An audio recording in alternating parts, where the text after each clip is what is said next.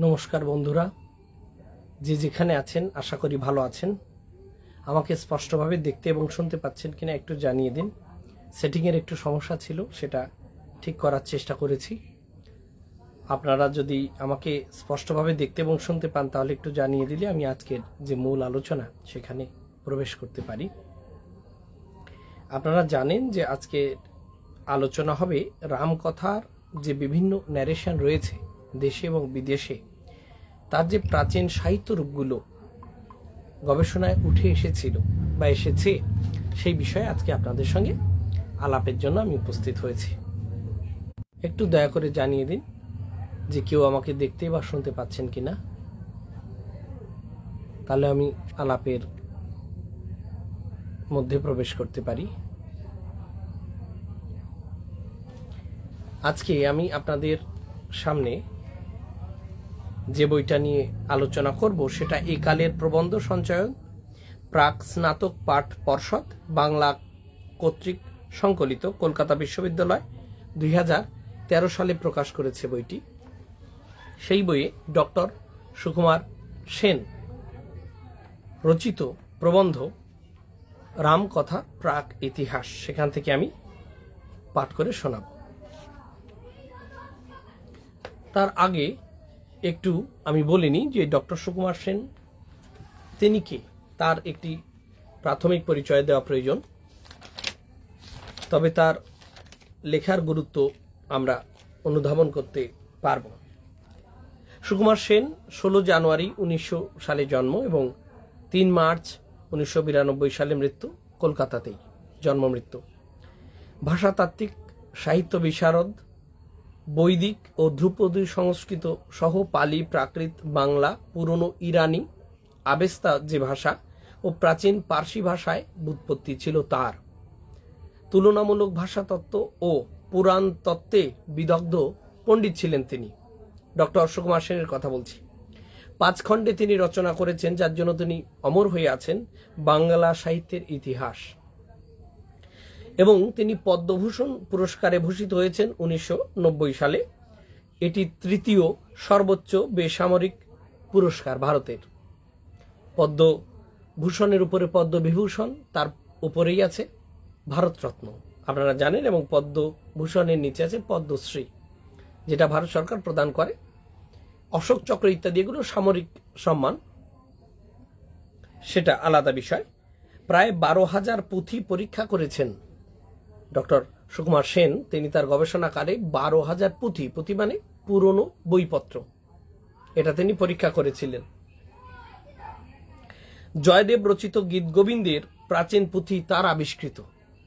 জয়দেব গোস্বামীর যে রচিত গীত গোবিন্দম বৈষ্ণব তথা সংস্কৃত সাহিত্যের একটি অমূল্য রত্ন, সেটা তিনি আবিষ্কার করেছিলেন। আমাকে স্পষ্টভাবে দেখতে বা শুনতে পাচ্ছেন কিনা আমি জানি না, আমি পড়ায় মনোনিবেশ করার চেষ্টা করছি এখন। যদি আমাকে দেখতে বা শুনতে পান তাহলে কথা বলতে সুবিধে হবে। আমার কথা কি এলোমেলো হচ্ছে কিনা বা স্পষ্ট শুনতে পাচ্ছেন কিনা, আমার ছবিটা স্পষ্টভাবে দেখতে পাচ্ছেন কিনা, এইটা একটু দয়া করে বলে দেবেন। আমি কত রকমের যে রামায়ণ হয়, কোন রামায়ণে রাম লক্ষ্মণ সীতা ভাই বোন, কোন রামায়ণে সীতা রাবণের কন্যা, কোন রামায়ণে সীতা দশরথের কন্যা, কোন রামায়ণে আছে যে রাবণকে বধ করেছিলেন শ্রীরাম, কোন রামায়ণে আছে রাবণকে বধকারী হলেন লক্ষ্মণ, কোন রামায়ণে লক্ষ্মণ ছোট ভাই, আবার কোন রামায়ণে লক্ষ্মণ রামের বড়দাদা। অর্থাৎ বিভিন্ন বিচিত্র রকমের যে রামকথা, সেই রামকথার প্রাচীনতর যে সাহিত্য রূপগুলো রয়েছে তার একটি গবেষণালব্ধ প্রবন্ধ আমি পাঠ করে আপনাদের সামনে উপস্থাপন করছি। সবাই সঙ্গে থাকবে। সবকুছ ঠিক হ্যায়। থ্যাঙ্কস এ লট বিভাস রায় দাদা ভাই। আজকে একটু সময় বেশি লাগতে পারে, তবে আজকের সময়টা যদি আজকের এই পাঠ আলোচনায় আপনারা ব্যয় করেন, আমি কথা দিতে পারি যে আপনারা ঠকবেন না। এ বই আরো গুরুত্বপূর্ণ বিভিন্ন প্রবন্ধ আছে, যে দেশে বহু ধর্ম, বহু ভাষা, নিম্নবর্গের ইতিহাস, অনেক গুরুত্বপূর্ণ প্রবন্ধ আছে। আগামীতে আমি সময় করে করে আপনাদের সামনে উপস্থাপন করার চেষ্টা করব। হ্যাঁ, যেমন একটা আছে মার্ক্সবাদ ও মনুষ্য ধর্ম, একটা আছে কাব্যের মুক্তি, একটা আছে বাংলার রেনেসাঁ, রবীন্দ্রনাথ ও বাংলার নবজাগরণ, নানা রকমের গুরুত্বপূর্ণ আছে। গণপতি বিশ্বাস, জয় হরিচাঁদ জয় গুরুচাঁদ, জয় হরিচাঁদ জয় গুরুচাঁদ, সঙ্গে থাকুন। গণপতি বিশ্বাস দাদাভাই নমস্কার। জয়ন্ত দাস দাদা প্রণাম নেবেন, আমারও প্রণাম। জয়ন্ত দাস দাদাভাই সঙ্গে থাকুন। অনেক আনন্দ পেলাম আপনাদের মুখগুলো সঙ্গে থাকলে, কার না আনন্দ হয়, আমারও হয়। রামকথার প্রাক ইতিহাস, জয় হরি জয় মতুয়া জয় গুরু, প্রণাম প্রণাম। সঙ্গে থাকুন সরোজ বিশ্বাস মহাশয়, সঙ্গে থাকুন। সুকুমার সেন, বৌদ্ধ জাতক কাহিনীতে রামকথা। সবার আগেই আছে বৌদ্ধ জাতক কাহিনীর কথা। কেন আছে পরবর্তীকালে আমি বলবো। ডক্টর সুকুমার সেন এবং ডক্টর সুনীতি কুমার চট্টোপাধ্যায়ের মতে যে সংস্কৃত রামায়ণ মহাকাব্যখানি আছে, তার যে সমস্ত সূত্র আছে, প্রাচীনতর যে অনুপ্রেরণার স্রোতগুলো আছে, তার মধ্যে বৌদ্ধ জাতক কথা অন্যতম। বিশেষ করে দশরথ জাতক, সে বিস্তারিত আলোচনায় আমি একটু পরে প্রবেশ করি, পাঠ করি একটু। আমাদের দেশের প্রাচীন সাহিত্যে রামকথা পাওয়া যায় সংস্কৃতে, পালিতে ও প্রাকৃতে, অর্থাৎ সংস্কৃত ভাষায়, পালি ভাষায় এবং প্রাকৃত ভাষায়। ভারতবর্ষের বাইরে ও আশেপাশে রামকথার প্রসার ঘটেছে। তার মধ্যে প্রাচীনত্বে ও মূল্যবত্তায় পালি ও খোটানি রামকথাই বিশেষ উল্লেখযোগ্য। খোটানি ভাষাটা এক ধরনের ইরানি ভাষা, পূর্ব ইরানি, যা মধ্যযুগের সময়কার, এবং এই খোটানি রাজ্যটা ছিল একটি বৌদ্ধ রাজ্য, যেটা এখন জিনজিয়াং প্রদেশের চীনের মধ্যে আছে। বর্তমান চীন যে দেশ, চায়না, সেই দেশের মধ্যেই খোটানি বৌদ্ধিস্ট রাজ্য ছিল এবং সেখানকার ভাষা খোটানি ভাষা। তো বলছে যে যতগুলো রামকথা আছে তার মধ্যে মূলবত্তায় পালি এবং খোটানি রামকথাই বিশেষ উল্লেখযোগ্য। এটা মনে রাখবেন, সংস্কৃত বা প্রাকৃতের কথা বলেনি, পালি এবং খোটানি। তিব্বতী ও সিয়ামি রামকথাও কিছু বিশেষত্ব আছে। দ্বীপময় ভারতের রামকথাও আছে। দ্বীপময় মানে এই যে প্রধান যে দ্বীপ, সেখানের রামকথা এবং তিব্বতী, এই রামকথারও বিশেষ গুরুত্ব আছে বলে প্রাবন্ধিক এখানে উল্লেখ করেছেন। পালিতে 3টি জাতক কাহিনী পাওয়া গেছে। পালিতে বলা ঠিক হলো না, শুধু একটির মূল পালি পাঠ পাওয়া গেছে, এটিকে আমি জাতক ক বলে নির্দেশ করছি। আর 2টির মূল পাঠ পাওয়া যায়নি, চীনা ভাষায় অনুবাদ পাওয়া গেছে। প্রাচীনতর অনুবাদটিকে আমি জাতক খ বলছি, অপরটিকে জাতক গ বলছি। জাতক কাহিনী হচ্ছে তাই পরবর্তী মহাযানী বৌদ্ধ যারা তারা মনে করতেন ভগবান বুদ্ধের আগে অনেক জন্ম ছিল, সেই জন্মগুলোতে তিনি ছিলেন বোধিসত্ত্ব, অর্থাৎ বুদ্ধ হওয়ার মতো ক্ষমতা তার ছিল, কিন্তু পূর্ণ বুদ্ধত্ব তিনি লাভ করেননি, তাই তাকে বলা হয়েছে বোধিসত্ত্ব। এই গৌতম বুদ্ধের পূর্ব জন্মের যে সম্ভাবনাময় বুদ্ধ বা বোধিসত্ত্বের কাহিনী বিভিন্নভাবে রচিত হয়েছে, একে বলা হয় জাতক কথা। জাতক কথাটাও মজার। জাত মানে জন্মানো, মানে পূর্ব জন্মে বুদ্ধ বা গৌতম যেভাবে জন্মেছিলেন তার কাহিনীগুলোকে বলা হয় জাতক কথা। জাতক ক 2টি পাঠে মিলেছে। একটি প্রাচীন পাঠ, সেটি সুত্ত পিটকের,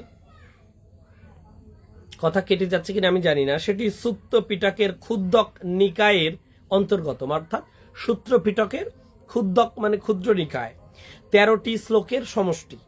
অপরটি গদ্যে পদ্যে বিস্তারিত জাতকত্থ বর্ণনায় খ্রিস্টীয় 6ষ্ঠ শতাব্দীতে আছে। জাতক সংগ্রহে এই জাতকের সংখ্যা 461। ক্ষুদ্দক নিকায়ের পাঠে গল্পের আগা ও গোড়া নেই। দশরথের মৃত্যুর পরে ভরত লোকজন নিয়ে এসেছেন রামকে বনবাস থেকে ফিরিয়ে নিয়ে যেতে। কুটিরে তখন রাম একা, সীতা ও লক্ষ্মণ ফলমূলের জোগাড়ে গেছেন, তারা ফিরে এলেন। রাম তাদের যা বললেন তাই নিয়ে শুরু। সীতা ও লক্ষ্মণ আসতেই রাম বললেন, লক্ষ্মণ সীতা তোমরা জলে নামো।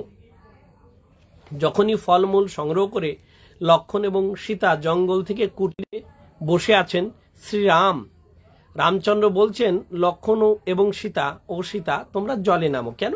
কোনো ভয়াবহ কোনো সংবাদ এসেছে হয়তো। এইমাত্র ভরত এসে বললে রাজা দশরথ মারা গেছেন। শুনে লক্ষণ ও সীতা শোকাতুর হলো না। তা দেখে ভরত তাকে জিজ্ঞাসা করলে, কিসের প্রভাবে রাম আপনার মনে শোক হচ্ছে না? পিতার মরণ বার্তা শুনেও বিচলিত হচ্ছেন না কেন? তখন 9টি শ্লোকের মাধ্যমে রাম জীবনের অনিত্যতা ইত্যাদি বিষয়ে তত্ত্বকথা শুনিয়ে শেষে বললেন, যথাসময়ে আমি অযোধ্যায় প্রত্যাবর্তন করে কর্তব্য সম্পন্ন করব। আজকে আপনারা একটু সঙ্গে থাকুন, এরপরেই আমি ভারতে এবং ভারতের বাইরে যে কি পরিমাণ রামায়ণ রচনা হয়েছে তার একটি লিস্ট করে রেখেছি, আপনাদের হয়তো কাজে লাগবে অনেকের। শেষ শ্লোকটি এই, 10 বৎস সহসানি 60 বৎস শতানি চ কম্বুগ গ্রীব মহাবাহু রাম রজ্জম অকারয়ী। 10,700 বছর ধরে কম্বুগ্রীব মহাবাহু অর্থাৎ সুপুরুষ বীর রাম রাজ্য করেছিলেন। জাতকথ্য বর্ণনায় শ্লোকগুলিকে কেন্দ্র করে তার উপর গদ্যের আস্তরণ বিছিয়ে গল্পের সম্পূর্ণতা দেওয়া হয়েছে। এ আস্তরণের গাঁথনি নবীন হলেও বস্তু প্রাচীন। গল্পটির অনুবাদ দিই, রামকথার ইতিহাসের পক্ষে অত্যন্ত মূল্যবান উপাদান এটি। কিরকম? ক অর্থাৎ ক জাতকের কথা বলা হচ্ছে। ক, খ, গ 3 ভাগে ভাগ করেছেন প্রাবন্ধিক ডক্টর সুকুমার সেন। অতীতকালে বারাণসীতে দশরথ মহারাজা সৎ পথে থেকে ধর্ম অনুসারে রাজ্য শাসন করতেন। বারাণসী অর্থাৎ বর্তমানে উত্তরপ্রদেশের মধ্যে একটি জায়গা। বারাণসীর শিব মন্দির খুব বিখ্যাত, বানারসের পান খুব বিখ্যাত। খাইকে পান বানারসওয়ালা গান আছে, আপনারা জানেন। তার 16,000 পত্নীর মধ্যে জ্যেষ্ঠ অগ্রমহিষী 2 পুত্র ও 1 কন্যা প্রসব করেছিলেন। তার মানে সেই যে ধর্মপরায়ণ রাজা দশরথ, তার 16,000 স্ত্রী বা বউ, সেই 16,000 স্ত্রীর মধ্যে প্রধান এবং প্রথম যিনি জ্যেষ্ঠ অগ্রমহিষী প্রথম বউ 2 ছেলে এবং 1টা মেয়ে প্রসব করেছিলেন। বড় ছেলের নাম রাম পণ্ডিত, দ্বিতীয় ছেলের নাম লক্ষণ পণ্ডিত, আর মেয়ের নাম সীতা দেবী। অর্থাৎ এই জাতক কাহিনী অনুসারে রাম, লক্ষণ এবং সীতা 3 জনেই একেবারে সহোদরা, বাবা দশরথ। পরে অগ্রমহিষীর মৃত্যু হলো। দীর্ঘকাল শোকাহত রাজা আমাত্যদের দ্বারা অনুরুদ্ধ হয়ে পত্নীর পারলৌকিক ক্রিয়া সম্পাদন করে অন্য এক মহিষীকে অগ্রমহিষী নির্বাচন করলেন। মন্ত্রীদের পরামর্শে স্ত্রী যখন মারা গেল, অর্থাৎ রাম, লক্ষণ, সীতার মা মারা যাওয়ার পর, তার পারলৌকিক ক্রিয়াকর্ম করার পর, মৃত্যু পরবর্তী সংস্কার পালন করার পর, ওই যে 16,000 স্ত্রী ছিলেন, একজন মারা গেলে একজন কমে গেল, তার মধ্যে থেকে একজনকে আবার অগ্রমহিষী পদে নিয়োগ দিলেন আর কি। সে ছিল তার প্রিয় এবং মনের মতো। সেও পরে এক পুত্র প্রসব করলে তার নাম রাখা হলো ভরত কুমার। অর্থাৎ রাম, লক্ষণ, সীতা এক মায়ের পেটের, আর ভরত কুমার আর এক মায়ের পেটের। পরে যিনি অগ্রমহিষী হলেন সেই রানীর পেটে ভরত কুমার। পুত্র স্নেহে রাজা তাকে বললেন, তোমাকে বর দিচ্ছি, নাও। ছেলে হলো তার জন্য। সে তখন বর নিতে রাজি হয়ে তখনই বর না নিয়ে পরে পুত্রের 6ষ্ঠ বর্ষ বয়স হলে রাজাকে বললে, দেব, অর্থাৎ ভরত কুমারের যখন 6 বছর বয়স হলো তখন বলছেন, দেব, তুমি আমাকে ছেলের জন্য বর দিতে চেয়েছিলে, এখন তা দাও। রাজা তুড়ি মেরে তর্জন করে বললেন, ভাগ ছোট লোক, আমার 2টি ছেলে আগুনের ঝাড়ের মতো জলজল করছে, তাদের 2জনকে মেরে তোর ছেলের জন্য রাজ্য চাস? ভরতের মা বলছে, আমার ছেলেকে রাজ্য দাও, তোমার ছেলেদের তাড়িয়ে দাও। তখন হুঙ্কার দিয়ে দশরথ বলছেন পরবর্তীকালের অগ্রমহিষীকে যে, আমার 2টো ছেলে, বয়প্রাপ্ত ছেলে, তারা আগুনের মতো জলজল করছে, তাদেরকে আমি মেরে দিয়ে তোমার ছেলেকে রাজা করব? তাদেরকে ভয় পেয়ে সে শয়ন কক্ষে গিয়ে রইল। তারপরে সে দিনই রাজার কাছে রাজ্য চাইতে লাগলো। ভরত কুমারের মা বারবার দশরথের কাছে রাজ্য চাইতে লাগলো। রাজা তাকে সে বর না দিয়ে ভাবলেন স্ত্রীলোক নামেই অকৃতজ্ঞ মিত্রদ্রোহী।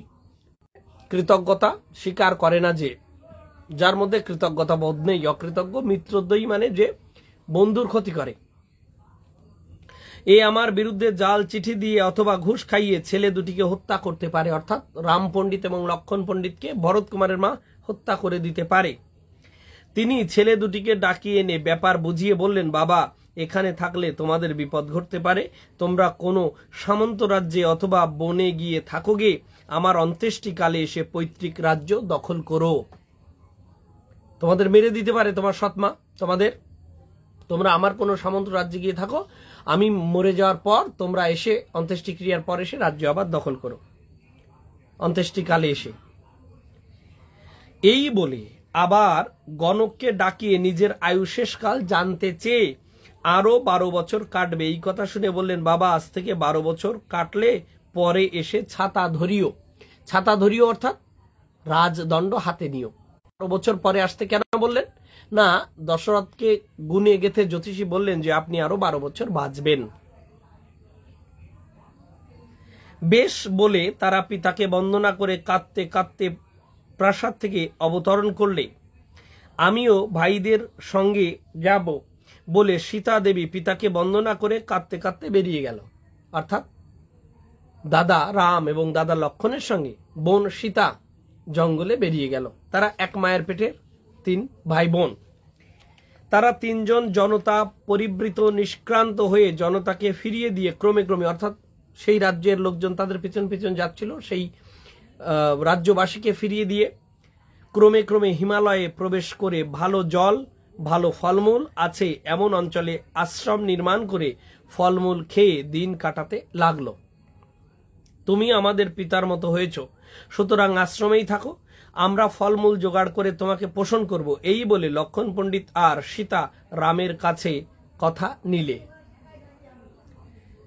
তারপর থেকে রাম পণ্ডিত আশ্রমেই থাকেন আর দুজনে ফলমূল আহরণ করে তার পরিচর্যা করে। অর্থাৎ এখন বাবার পদমর্যাদা শ্রীরাম, তিনি আশ্রমে থাকেন আর ফলমূল জোগাড় যন্ত্র করে এনে দেন সীতা এবং লক্ষণ। সেই রকমই একদিন তারা ফল আনতে গিয়েছিলেন এবং বাবার মৃত্যুর পর ভরত ফিরিয়ে আনার জন্য এবং খবর দেওয়ার জন্য রামের কাছে এসেছেন জঙ্গলে, হিমালয়ের পাদদেশে। এখানে রামচন্দ্র কিন্তু বনবাস দক্ষিণে হচ্ছে না, হিমালয় হচ্ছে এই গল্পে।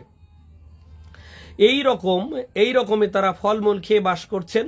পুত্র শোকে দশরথ মহারাজা 9ম বৎসরে মারা গেলেন। অর্থাৎ 12 বছর বাঁচবেন বলে জ্যোতিষী বলে গেছিলেন গুণে গেতে, কিন্তু তিনি 9 বছর পরেই পুত্র শোকে মারা গেলেন। তার অন্ত্যেষ্টি হয়ে গেলে পর দেবী আপনার পুত্র ভরত কুমারকে বললেন, ছাতা ধরাও। ভরত কুমারের মা, আমার ভাই রাম পণ্ডিতকে অরণ্যে থেকে আনিয়ে ছাতা ধরাবো। ভরত বলছে যে আমি ছাতা ধরবো না, আমার ভাই রাম পণ্ডিতকে, আলাদা মায়ের হলেও ভাই একই বাবার ছেলে, রাম পণ্ডিতকে এনে আমি ছাতা ধরাবো, অর্থাৎ রাজা বানাবো। ভরত বলছে তার মাকে, ভরত কুমার। এই কথা বলে পঞ্চরাজরত্ন চামর মানে বুঝতে পারছেন এরকম বাতাস দেওয়ার, আমাদের জন্তু বিশেষ করে চামড়ি গায়ের যে লোম তাই দিয়ে বানানো হতো আগে, হাওয়া দেওয়া হতো ঠান্ডা বাতাস করার জন্য। চামর, উষ্ণিস মানে মুকুট, খড়গ মানে তরবারি, ছত্র মানে ছাতা ও পাদুকা মানে জুতো, কাঠের তৈরি বা সেই সময়কার ধাতু নির্মিত জুতো নিয়ে চতুরঙ্গিনী সেনা সহিত তার বাসস্থানে পৌঁছে একটু দূরে শিবির স্থাপন করে কয়েকজন আমাত্য সঙ্গে নিয়ে লক্ষণ পণ্ডিত ও সীতা দেবী যখন বনবদ্ধে গিয়েছিল, সেই সময়ে আশ্রমস্থানে প্রবেশ করে আশ্রমস্থানের দ্বারদেশে ভালো করে গড়া সোনা রূপার প্রতিমার মতো নিরাতঙ্ক সুখাসীন রাম পণ্ডিতের কাছে গিয়ে বন্দনা করে এক পাশে বসে রাজার খবর জানিয়ে আমাত্যদের সঙ্গে পায়ে পড়ে ভরত কুমার কাঁদতে লাগলো। অর্থাৎ সেই সময় লক্ষণ এবং সীতা গেছেন ফল আনতে, আর এদিকে চতুরঙ্গিনী সেনা নিয়ে ভরত উপস্থিত হয়েছে, পাশে এক জায়গায় শিবির বানিয়ে তাঁবু খাটিয়ে রামচন্দ্রের কাছে গিয়েছেন কাঁদতে কাঁদতে ফিরিয়ে আনার জন্য রামকে। তার চতুরঙ্গিনী সেনা কি, এক হচ্ছে পদাতিক যারা পায়ে হেঁটে যুদ্ধ করে, এক হচ্ছে অশ্বারোহী যারা হাতির পিঠে চড়ে যুদ্ধ করে, এক হচ্ছে হাতির পিঠে উঠে যারা যুদ্ধ করে, আর এক হচ্ছে যারা তীরন্দাজ ইত্যাদি। তো এই হচ্ছে চতুরঙ্গ সেনা, রথের উঠে চড়ে যুদ্ধ করে, হাতিতে যুদ্ধ করে, ঘোড়ায় যুদ্ধ করে, আর পায়ে হেঁটে যুদ্ধ করে।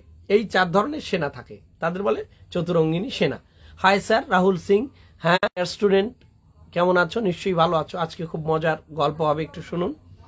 এগুলো অনেক নথিপত্র তথ্য, তো ওইগুলো সবার যে সবসময় খুব রসঘন হবে তা নয়, কিন্তু শুনলে এটা কাজে লাগবে। চিরদিন শোনা লাগবে না, মাথায় প্রবেশ করবে এগুলি।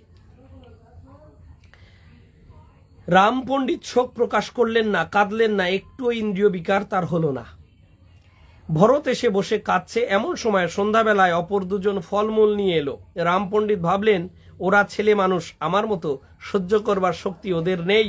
হঠাৎ যদি বলা হয় তোমাদের বাবা আর নেই, শোক সহ্য করতে না পেরে ওদের বুক ফেটে যেতে পারে। ছল করে ওদের জলে নামিয়ে খবর শোনাবো। তখন ওদের সামনে এক জলাশয় দেখিয়ে, তোমরা অনেক দেরি করে ফিরেছ, এই তোমাদের শাস্তি হোক, এই জলে নেমে থাকোগে। অর্থাৎ রামচন্দ্র বলছেন যে ফল আনতে তোমরা দেরি করেছ, তাই শাস্তি স্বরূপ তোমাদের জলে নামানো হচ্ছে, তোমরা জলে নেমে থাকোগে। এই ভাব জানিয়ে শ্লোকার্ধ বললেন, তারা জলে নেমে রইল।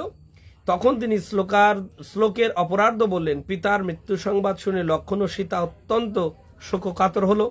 আমাত্যেরা তাদের পরিচর্যা করে সুস্থ করলে।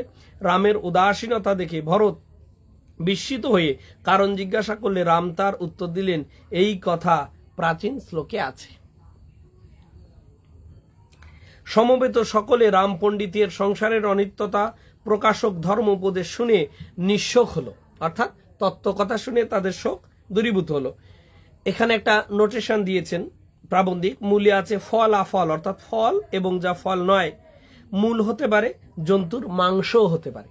অর্থাৎ লক্ষ্মণ এবং সীতা হয়তো ফল এবং মধ্যে মূল হতে পারে, পাতা হতে পারে, আবার মাংসও হতে পারে। তারপর ভরত কুমার রাম পণ্ডিতকে বন্দনা করে বললে, বারাণসী রাজ্য গ্রহণ করুন। অর্থাৎ তাই তো বলতে এসেছেন ভরত, যে আপনি বারাণসী রাজত্ব গ্রহণ করুন। ভাই লক্ষ্মণ আর সীতা দেবীকে নিয়ে রাজ্য পালন করোগে। রাম বলছেন, দেব আপনি তাহলে কি করবেন? ভাই, আমার বাবা আমাকে বলেছিলেন 12 বছর কেটে গেলে ফিরে এসে তুমি রাজ্য করো।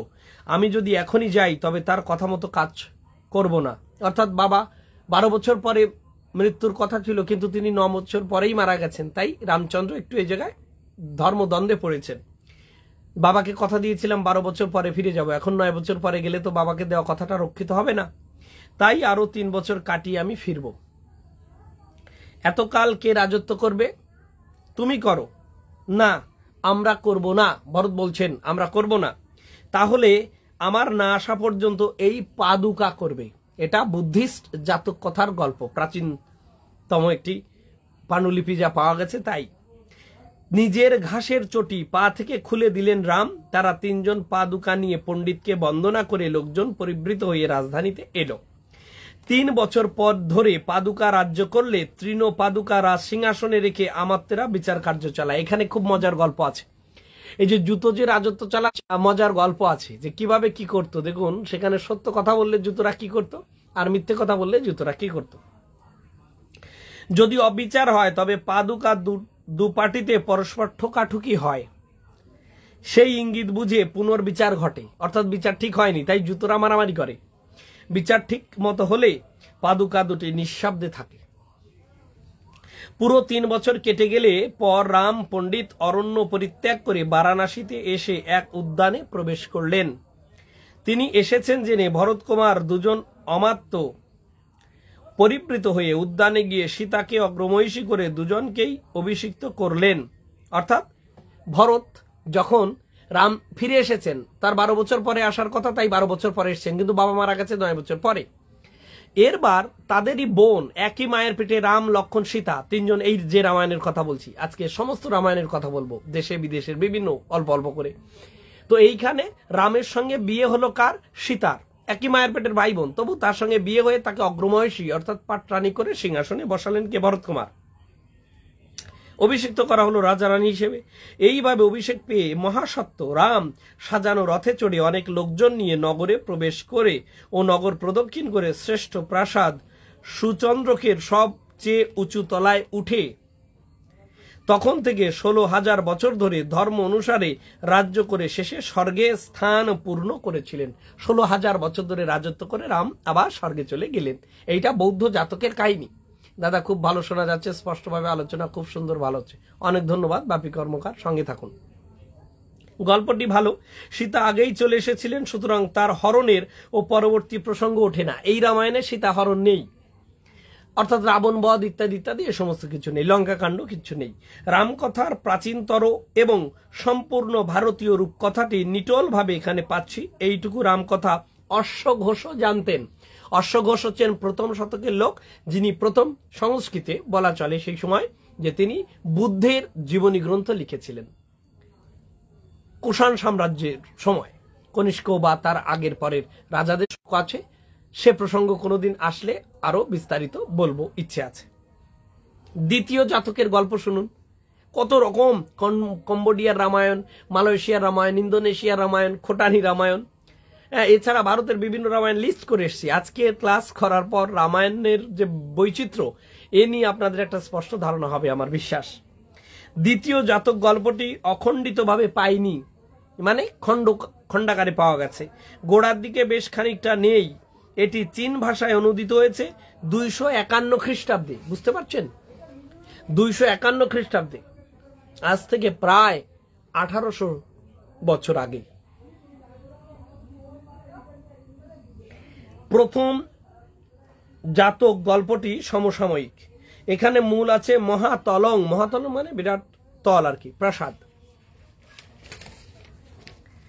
ব্রাহ্মণ্য ঐতিহ্য থেকে নেওয়া। দ্বিতীয় গল্পটি তা নয়। দেখুন কিভাবে বলছে যে প্রথম জাতক গল্পটি সমসাময়িক ব্রাহ্মণ্য ঐতিহ্য, অর্থাৎ ব্রাহ্মণ্য যে সমাজ, তাদের যে লোককথা, মিথোলজি, সেখান থেকে নেওয়া। কিন্তু দ্বিতীয় গল্পটি তা নয়, এটি বৌদ্ধ ঐতিহ্যে তৈরি।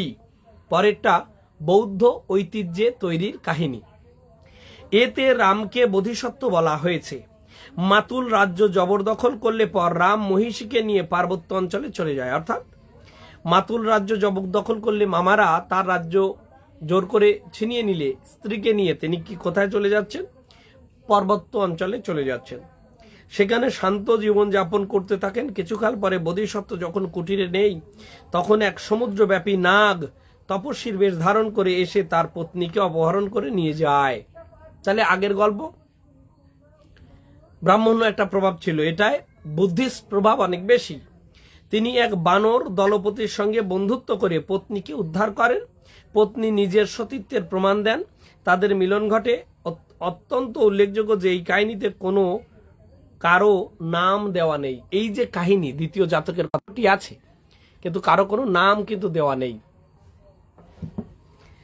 দেখুন এই গল্পটিও স্বয়ং সম্পূর্ণ এবং রামায়ণ কাহিনীর ক্ষীণকায় দ্বিতীয় অংশ, এটা বোঝা যাচ্ছে। দশরথের পুত্র সমস্যার কোনো উল্লেখ কিন্তু এই রামায়ণে নেই। এটি আলাদা একটি উপাখ্যান। দুটি জাতক গল্পেই নায়ক তপস্বী, অর্থাৎ এই দুটি জাতকেই, আগের যে রাম পণ্ডিত তিনিও তপস্বী, বনে থাকছেন, ফলমূল খাচ্ছেন বেশি, এবং এখানেও তাই। তৃতীয় জাতক গল্পটি 412 খ্রিস্টাব্দে চীন ভাষায় অনুদিত হয়েছে। তাহলে আগের যে দ্বিতীয় জাতকটি সেটা 251 খ্রিস্টাব্দে অনুবাদিত হয়েছে, সেটাও চীনা ভাষায়। তৃতীয় যে জাতক সেটাও চীনা ভাষায় অনুবাদিত হয়েছে 472 খ্রিস্টাব্দে, আজ থেকে প্রায় 1600 বছর আগে। প্রথম জাতক গল্পের অনুরূপ, তবে সীতার অর্থাৎ রামের ভার্যার উল্লেখ নেই। তার কারণ গল্পটি জনসমাজে প্রচলিত ধর্মকথা রূপে গৃহীত ছিল, রূপকথা রূপে নয়। তাই রাজকুমার রামকে নারায়ণের শক্তিধর বলা হয়েছে। জৈন কবিদের রামকথা কাব্য। বুদ্ধিস্টদেরটা গেল, ব্রাহ্মণ্য ভাবধারার যে রামায়ণের কাহিনী সেটাও শেষ হলো। এইবার জৈন ধর্ম, আপনারা বুঝতে পারছেন জৈন ধর্ম হচ্ছে মহাবীরকে কেন্দ্র করে যে ধর্ম। যদিও তাদের যে পরম্পরা, সেই ইতিহাস অনুযায়ী মহাবীর যিনি বর্ধমান মহাবীর, তিনি 24তম তীর্থঙ্কর। এর আগে আরো 23 জন আছেন এবং তাদের যুগ অবসর্পিনী, এবং উৎসর্পিনী ভাবে বারবার চক্রাকারে ঘুরে আসে। জৈন ঐতিহ্যের মধ্যে কেমন রামায়ণ ছিল বা কেমন রাম কথা ছিল, রামায়ণ বলার চেয়ে রামকথা বলা ভালো। দেখুন কি লিখছেন। জৈন কবি পণ্ডিতদের রামকথা বিস্তৃত কাব্য আকারে প্রাকৃতে অথবা সংস্কৃতে লিপিবদ্ধ করেছেন, প্রাকৃত ভাষায় এবং সংস্কৃত ভাষায়। শুধু বৌদ্ধরা তা নয়, জৈনরাও করছে। লেখক বিমল সুরি, রবি সেন। এই রবি সেন তিনি কিন্তু লিখেছেন সংস্কৃতে, আর অপর যারা আমি এখন বলবো কবিদের কথা, তারা প্রাকৃত ভাষায় লিখেছেন রামায়ণ। লেখক বিমল সুরি, রবি সেন, জিন সেন, গুণভদ্র, স্বয়ম্ভু, পুষ্পদত্ত ইত্যাদি। আনুমানিক চতুর্থ পঞ্চম থেকে একাদশ দ্বাদশ শতাব্দীর মধ্যে এই জৈন কবিদের রামায়ণ গ্রন্থগুলি রচিত হয়েছিল। জৈনদের ঐতিহ্য ব্রাহ্মণ্য যদুবংশের ঐতিহ্যের সমগোত্রীয় এবং তারই জের টেনে এসেছিল। অর্থাৎ আপনারা দেখবেন জৈন ঐতিহ্য এবং ব্রাহ্মণ্য যে ঐতিহ্য পরম্পরা, এই কাহিনীগুলো অনেকাংশে মেলে, কৃষ্ণ, বাসুদেব, লক্ষ্মণ ইত্যাদি। তাই দুটি ঐতিহ্যেই যদুবংশ গাথার নাম হরিবংশ। হরিবংশ মানে হরির বংশ, কৃষ্ণের বংশ, অর্থাৎ এর জৈনদের মধ্যেও আছে এরকম কথা, ব্রাহ্মণ্য পরম্পরাতেও আছে। জৈন রামকথায়, ব্রাহ্মণ্য রামকথায় উল্লেখিত এবং অনুল্লেখিত কিছু মিথের মিশ্রণ আছে। মিথ মানে যা ইতিহাস নয়, গল্প আকারে মানুষের মুখে মুখে ছড়িয়ে পড়ে। অনুল্লিখিত মিথ হলো রাবণের গোষ্ঠীর বিদ্যাধরদের অন্যত্র যক্ষ বা নাগের কথা। অন্য জায়গায় রাবণের গোষ্ঠীকে হয় যক্ষ বলা হয়, নইলে নাগ বলা হয়েছে এর আগে। এই জায়গায় এই রামায়ণে রাবণের গোষ্ঠীকে বিদ্যাধর বলা হয়েছে। এই মিথ হিমালয়ের সঙ্গে বিজড়িত। বৌদ্ধ কাহিনীগুলোতে একটু বলে দিই, বৌদ্ধ কাহিনীগুলোতে যে রামের বনবাস হচ্ছে উত্তর ভারতে, অর্থাৎ হিমালয়ের দিকে হচ্ছে। অন্যদের যে রামকথা ব্রাহ্মণ্য, সে রামকথায় রামচন্দ্র যাচ্ছেন দক্ষিণে, লঙ্কার দিকে যাচ্ছেন, বা একেবারে অন্ধ্রপ্রদেশ ওদিকে, কর্ণাটক ওই দিকে যাচ্ছে। কিন্তু জৈন বুদ্ধিস্ট যে রামকথা সেগুলো সব উত্তর ভারতের দিকে যাচ্ছে, হিমালয়ের দিকে যাচ্ছেন। রামায়ণের মতো দক্ষিণে। জৈন রামকথা কাব্যগুলির সাধারণ নাম পদ্মচরিত, প্রাকৃতে পৌম চরিউ মানে পদ্মচরিত। পদ্মপুরাণ অথবা রামায়ণ পুরাণ নামও পাওয়া যায়। জৈন রামায়ণে যেমন স্বয়ম্ভূর সবশুদ্ধ, 5 কাণ্ড, বিদ্যাহর, উজ্জা, সুন্দর, যুজ্জ এবং উত্তরণ, বিদ্যাধর কাণ্ডে রাবণের পূর্ব ইতিহাস ইত্যাদি আছে। তার মানে দেখুন, স্বয়ম্ভু যিনি লেখক কবি, তার একটি রামায়ণ আছে, তার রামায়ণ 5 কাণ্ডের। 5 কাণ্ডের একটি কাণ্ডের নাম বিদ্যাহর মানে বিদ্যাধর, উজ্জা মানে অযোধ্যা, সুন্দর, যুজ্জ মানে যুদ্ধকাণ্ড এবং উত্তরণ। বিদ্যাধর কাণ্ডে রাবণের পূর্ব ইতিহাস আছে। জৈন রামকথার অভিনবত্ব সংক্ষেপে এইগুলি। রামের মায়ের নাম অপরাজিতা। দেখুন এই জৈন রামায়ণে রামের মায়ের নাম অপরাজিতা। ভরতের মায়ের নাম সুপ্রভা। জনকের যমজ সন্তান ছিল ভামণ্ডল ও সীতা। তাহলে এই জৈন রামায়ণে কিন্তু সীতা একমাত্র সন্তান নয় পিতা জনকের, বরঞ্চ এখানে জনকের যমজ সন্তান, একজনের নাম ভামণ্ডল আর একজনের নাম সীতা। ভামণ্ডল শিশুকালেই অপহৃত হয়েছিল, বড় হয়ে সে সীতাকে বিবাহ করতে ঝুঁকেছিল। অর্থাৎ ভামণ্ডল একটা ছেলে, সীতা মেয়ে। ছোটবেলায় ভামণ্ডল অপহৃত হয়, মানে চুরি হয়ে গেছিল।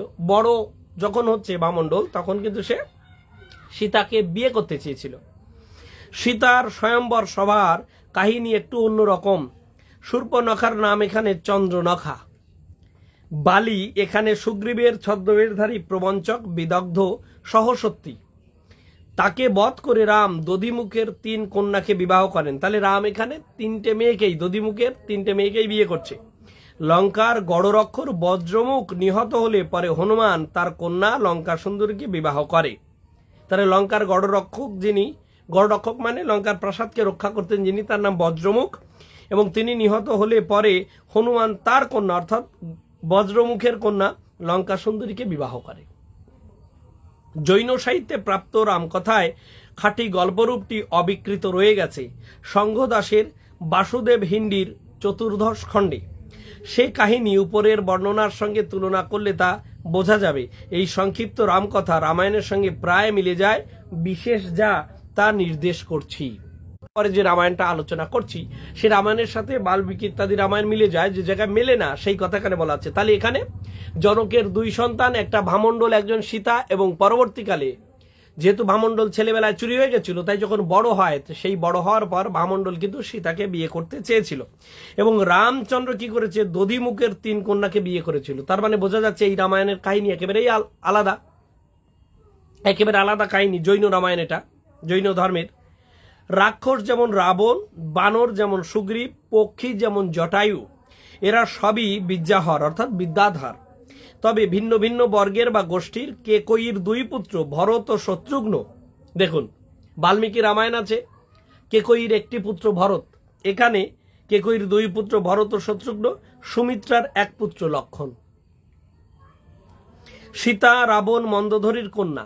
সীতা রাবণ এবং মন্দোদরীর কন্যা।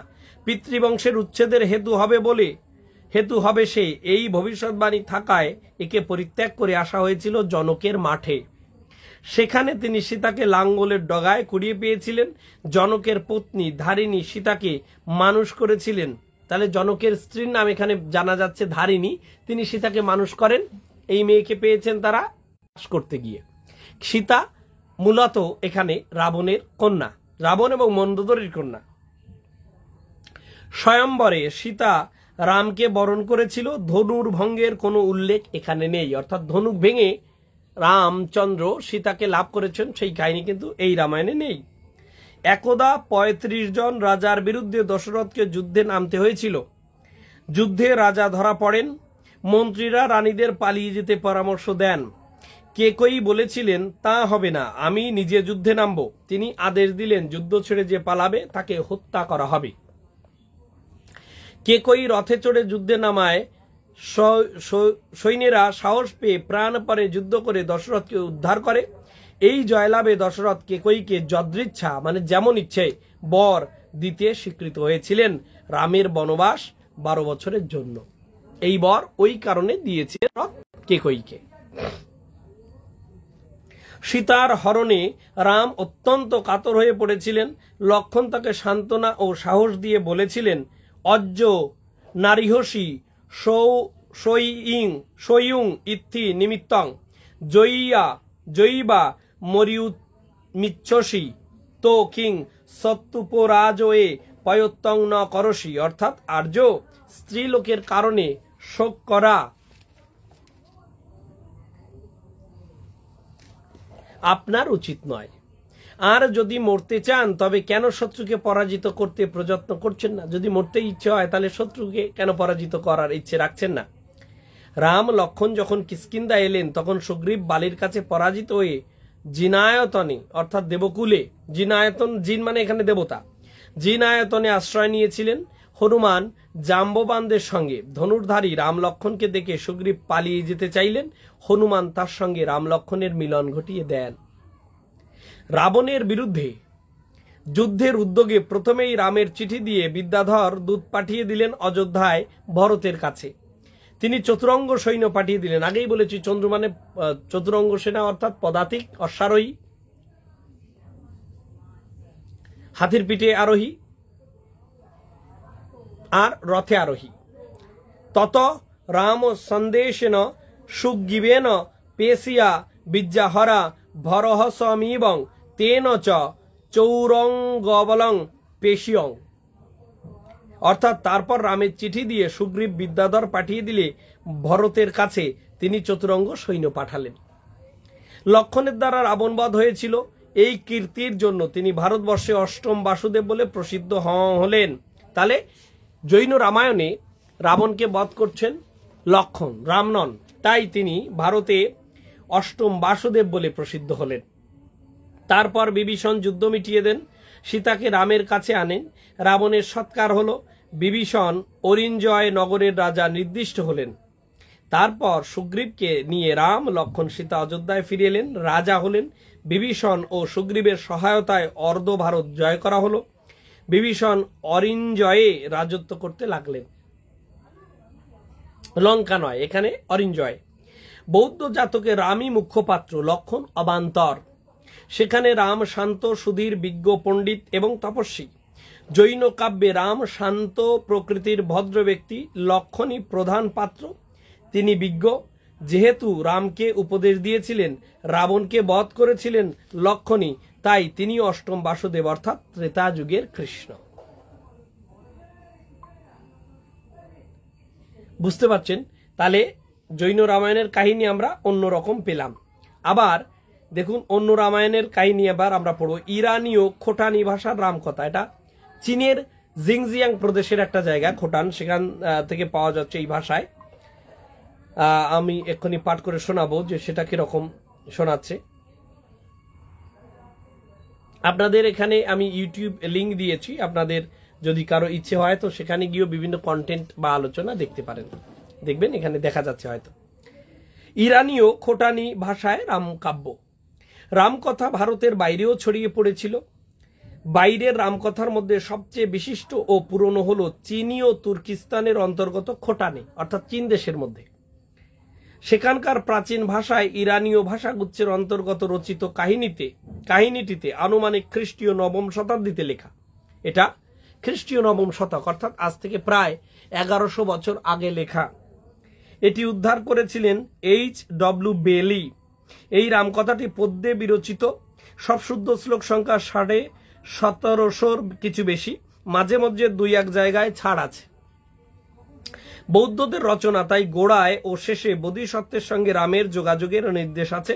মূল্যবান খোটানি গল্পটি যথাযথ এখানে বলছি। দেখুন, এটি উদ্ধার করেছিলেন H.W. বেলি। তার সম্বন্ধে দু কথা না বললে অকৃতজ্ঞতা প্রকাশ করা হয়। তো বেলি সাহেবের কথা একটু আমি বলে দিই, পরে বলা হবে কিনা। খোটানি রামায়ণের আবিষ্কর্তা যিনি, এই যে H.W. বেলি, হ্যারল্ড ওয়াল্টার বেইলে এরকম আছে। ইংরেজ পণ্ডিত তিনি। খোটানিজ এবং পূর্ব ইরানীয় ভাষা, মধ্য ইরানীয় ভাষা, এই বিষয়গুলোতে তিনি পণ্ডিত মানুষ। বর্তমান জিংজিয়াং প্রদেশ চীনের মধ্যে, এবং খোটান একটি বৌদ্ধ রাষ্ট্র ছিল সেই সময়, মধ্যযুগের সময়, মানে মধ্যযুগ বলা কি ঠিক হবে, এরও আগের আর কি, নবম শতক তার আগে। এবং তিনি কিন্তু এই ভাষা প্রকাশ করেছেন, যে রামায়ণের কথা এখন আমি আপনাদের বলে শোনাবো। এবার দেখুন, এই রামকথাটি পদ্যে বিরচিত, সব শুদ্ধ শ্লোক সংখ্যা 1750 কিছু বেশি। এক ব্রাহ্মণ পর্বতে 12 বছর ধরে মহাদেবের উপাসনা করে তার কাছ থেকে বরপান সর্বার্থ প্রসূ সর্বকর্ম ফলপ্রদ চিন্তামণি, এমন একটি বরপান, চিন্তামণি অর্থাৎ চিন্তা করলে পাওয়া যায় এমন কিছু, চিন্তা করলেই পাওয়া যায় চিন্তামণি, কল্পতরু, এইরকম ধারণা। সর্বার্থ প্রসূ মানে যা কিছু ইচ্ছে করা যায় সবকিছু প্রসব করতে পারে, এবং সর্বকর্ম ফলপ্রদ, সমস্ত প্রদান করতে পারে, এই রকম, বুঝতে পারছেন। এবং বর পেয়ে ব্রাহ্মণ বিবাহ করে ঘরবাসী হন এবং সুখে জীবন যাপন করতে থাকেন।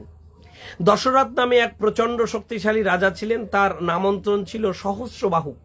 যেমন ওখানে দশানন রাবণের কোথাও কোনো রামায়ণে আছে, এখানে দশরথের এক নাম সহস্রবাহু। এই শব্দের অর্থ হচ্ছে 1000 বাহু আছে যার। তিনি মৃগয়া করতে বনে গিয়ে সেই ব্রাহ্মণের গরু হরণ করে আনেন।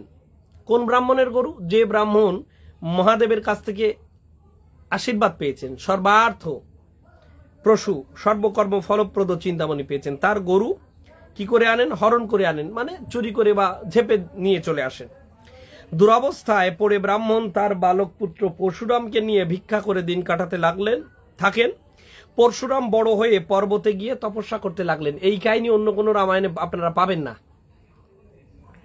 12 বছর তপস্যার পর ব্রহ্মা তাকে সিদ্ধি দান করলেন। তারপর পরশুরাম তার কুঠার নিয়ে গেলেন পিতার হয়ে দশরথের উপর প্রতিশোধ নিতে। দুজনে দ্বন্দ্বযুদ্ধ হলো, দশরথ নিহত হলেন। যেহেতু তার বাবার গরু চুরি করে নিয়ে গেছিলেন, তাই দশরথকে হত্যা করলেন পরশুরাম। তারপর পরশুরাম নগরে নগরে দেশে দেশে ঘুরতে লাগলেন, রাজাদের হত্যা করে ব্রাহ্মণদের অবস্থার উন্নতি সাধন করতে লাগলেন, অর্থাৎ ক্ষত্রিয়দের হত্যা করতে লাগলেন এবং ব্রাহ্মণদের রক্ষা করতে লাগলেন পরশুরাম। তাহলে দশরথকেও হত্যা করেছেন পরশুরাম এই রামায়ণে, এই রামকথায়, খোটানি রামায়ণে, যেটা H.W. বেইলে সাহেব নবম শতকে লেখা যে রামায়ণ চীন থেকে উদ্ধার করেছেন। দশরথের, এটাও বুদ্ধিস্ট রামায়ণ কিন্তু, এটা বুঝতে হবে। দশরথের 2টি পুত্র ছিল, রাম ও লক্ষণ। পরশুরামের কোপ দৃষ্টি থেকে বাঁচাবার জন্য মা তাদের মাটির তলায় লুকিয়ে রেখেছিলেন 12 বছর ধরে। রাম এবং লক্ষণের মা তাকে মাটির নিচে রেখেছে 12 বছর। তারপর ভূমিগর্ভ থেকে বেরিয়ে বলিয়ান 2 ভাই খোঁজ করতে করতে পরশুরামের সন্ধান পেলেন পর্বতে। সেখানে রাম তাকে হত্যা করেন। তখন সমগ্র জম্মদ্বীপ 2 ভাইয়ের অধিকারে এলো। তাহলে খোটানি রামায়ণ অনুসারে রাম এবং লক্ষণ হত্যা করলো পরশুরামকে। পরশুরাম হত্যা করেছিল তার বাবার গরু হরণকারী দশরথকে। ব্রাহ্মণদের রাজা দশগ্রীবের অগ্রমহিষী এক কন্যা প্রসব করেছিল। দশগ্রীব কথার মানেই হচ্ছে 10টা গ্রীবা আছে যার, ঘাড় আছে যার, তাহলে ব্রাহ্মণদের রাজা কিন্তু তিনি। ব্রাহ্মণদের রাজা দশগ্রীবের অগ্রমহিষী এক কন্যা প্রসব করেছিল। জ্যোতিষীরা মেয়ের জন্মলগ্ন গণনা করে ভবিষ্যৎবাণী করে যে সে কন্যা হতে দশগ্রীবের নগরীর উচ্ছেদ ঘটবে। দশগ্রীবের আদেশে সদ্যজাত কন্যাকে মঞ্জুষায় ভরে নদীতে ভাসিয়ে দেওয়া হলো। মঞ্জুষা মানে পেটিকা, ঝুড়ি, ভাসিয়ে দেওয়া। এই ভাসিয়ে দেওয়ার কাহিনী অনেকের ক্ষেত্রে আছে, এমনকি মূসার ক্ষেত্রেও আছে। আপনারা জানেন, যখন আমি ইহুদি পুরাণ, খ্রিস্টান পুরাণ বা ইসলামিক পুরাণ নিয়ে আলোচনা করব, তখন আমি দেখাবো তাদের নবীদের যে বিভিন্ন কাহিনী। সেখানে মূসাকেও কিন্তু জন্মের পরে তার মা ওই মঞ্জুষায় করে, পেটিকায় করে নীল নদে ভাসিয়ে দিয়েছিলেন। পরবর্তীকালে তিনি ফেরাউনের বাড়িতে পালিত হয়েছিলেন। নানা কাহিনী আছে, বাইবেলের ওল্ড টেস্টামেন্টে এই সমস্ত কাহিনী আছে, কোরআনেও এই সমস্ত কাহিনীর ইঙ্গিত আছে। সেই মঞ্জুষা দেখতে পান এক ঋষি। তিনি মেয়েটিকে তুলে এনে সযত্নে পালন করতে থাকেন। অতঃপর পুঁথিতে একটু ছেদ আছে, মনে হয় এই ঋষি বাল্মীকি এবং তার সীতা পালন যেন আগেই ঘটেছিল, মানে এই জায়গাটা পাওয়া যায়নি। রাম ও লক্ষ্মণ একদা বনে বেড়াতে বেড়াতে এলেন যেখানে সীতা থাকেন। সীতাকে দেখে দুই ভাই প্রেমে পড়েন। দুই ভাই প্রেমে পড়ছেন। দেখুন, ঋষির কাছ থেকে সীতাকে চেয়ে নিয়ে দু ভাই অন্যত্র গিয়ে এক মণ্ডল এঁকে তার মধ্যে সীতাকে রাখলেন, অর্থাৎ একটি গণ্ডি এঁকে তার মধ্যে সীতাকে রাখলেন রাম এবং লক্ষ্মণ উভয়েই। এদের বাবা দশরথ আর এই মেয়েটির বাবা দশগ্রীব ব্রাহ্মণ। সে মণ্ডল পেরিয়ে ঢোকবার সাধ্য পৃথিবীর ও অন্তরিক্ষের, অর্থাৎ আকাশের, কোনো জীবের বা দেবতার ছিল না। একদিন রাম লক্ষ্মণের অনুপস্থিতিতে দশগ্রীব আকাশপথে উড়ে যেতে যেতে ভূতলে অপূর্ব সুন্দরী মেয়েটিকে দেখে অবতরণ করে, তবে মণ্ডল পেরোতে পারে না। সীতার প্রহরী ছিল এক শকুনি। শকুনি অর্থাৎ পাখি। শকুনি বা শকুন্ত এই সমস্ত শব্দের সংস্কৃত অর্থ হচ্ছে পাখি। সে দশগ্রীবকে আক্রমণ করে, কিন্তু সে দ্বন্দ্বযুদ্ধে নিহত হয়। তারপর দশগ্রীব ভিক্ষার্থী ব্রাহ্মণের বেশ ধরে আসে। সীতা ভিক্ষা দিতে মণ্ডলের বাইরে হাত বাড়ালে দশগ্রীব তাকে ধরে ফেলে লঙ্কা দ্বীপে নিয়ে যায়। রাম লক্ষ্মণ ফিরে এসে সীতাকে না দেখে তার সন্ধানে ঢুঁড়তে ঢুঁড়তে এলেন মর্কটদের দেশে। মর্কট মানে বাদর, বানরের দেশে এলেন। সেখানে তারা দেখতে পেলেন এক বিশাল দেহ বৃদ্ধ মর্কট, বিরাট শরীরের একজন বৃদ্ধ বানর, যেন পাহাড়ের একটা চূড়া। তার শারীরিক শক্তির পরিচয় পেয়ে দুই ভাই লজ্জিত হয়ে অন্যত্র চলে গেলেন সীতাকে খুঁজতে। শরৎকাল এলো। 12 বছর পরে ঘুরতে ঘুরতে রাম লক্ষ্মণ আবার দুটি মর্কটকে দেখতে পেলেন, দুটো বানর। তারা দুই ভাই ঠিক একই রকম দেখতে। এক ভাইয়ের নাম লন্ড, দুজনে মারামারি করছে। এক ভাইয়ের নাম লন্ড, ওই যে দুইজন বানর।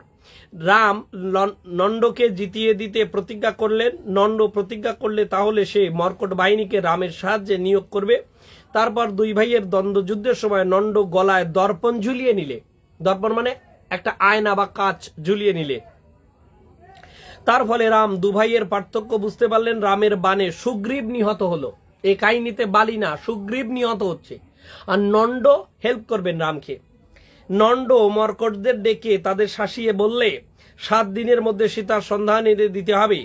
যে এ আদেশ অমান্য করবে তার চোখ উপড়ে দেব।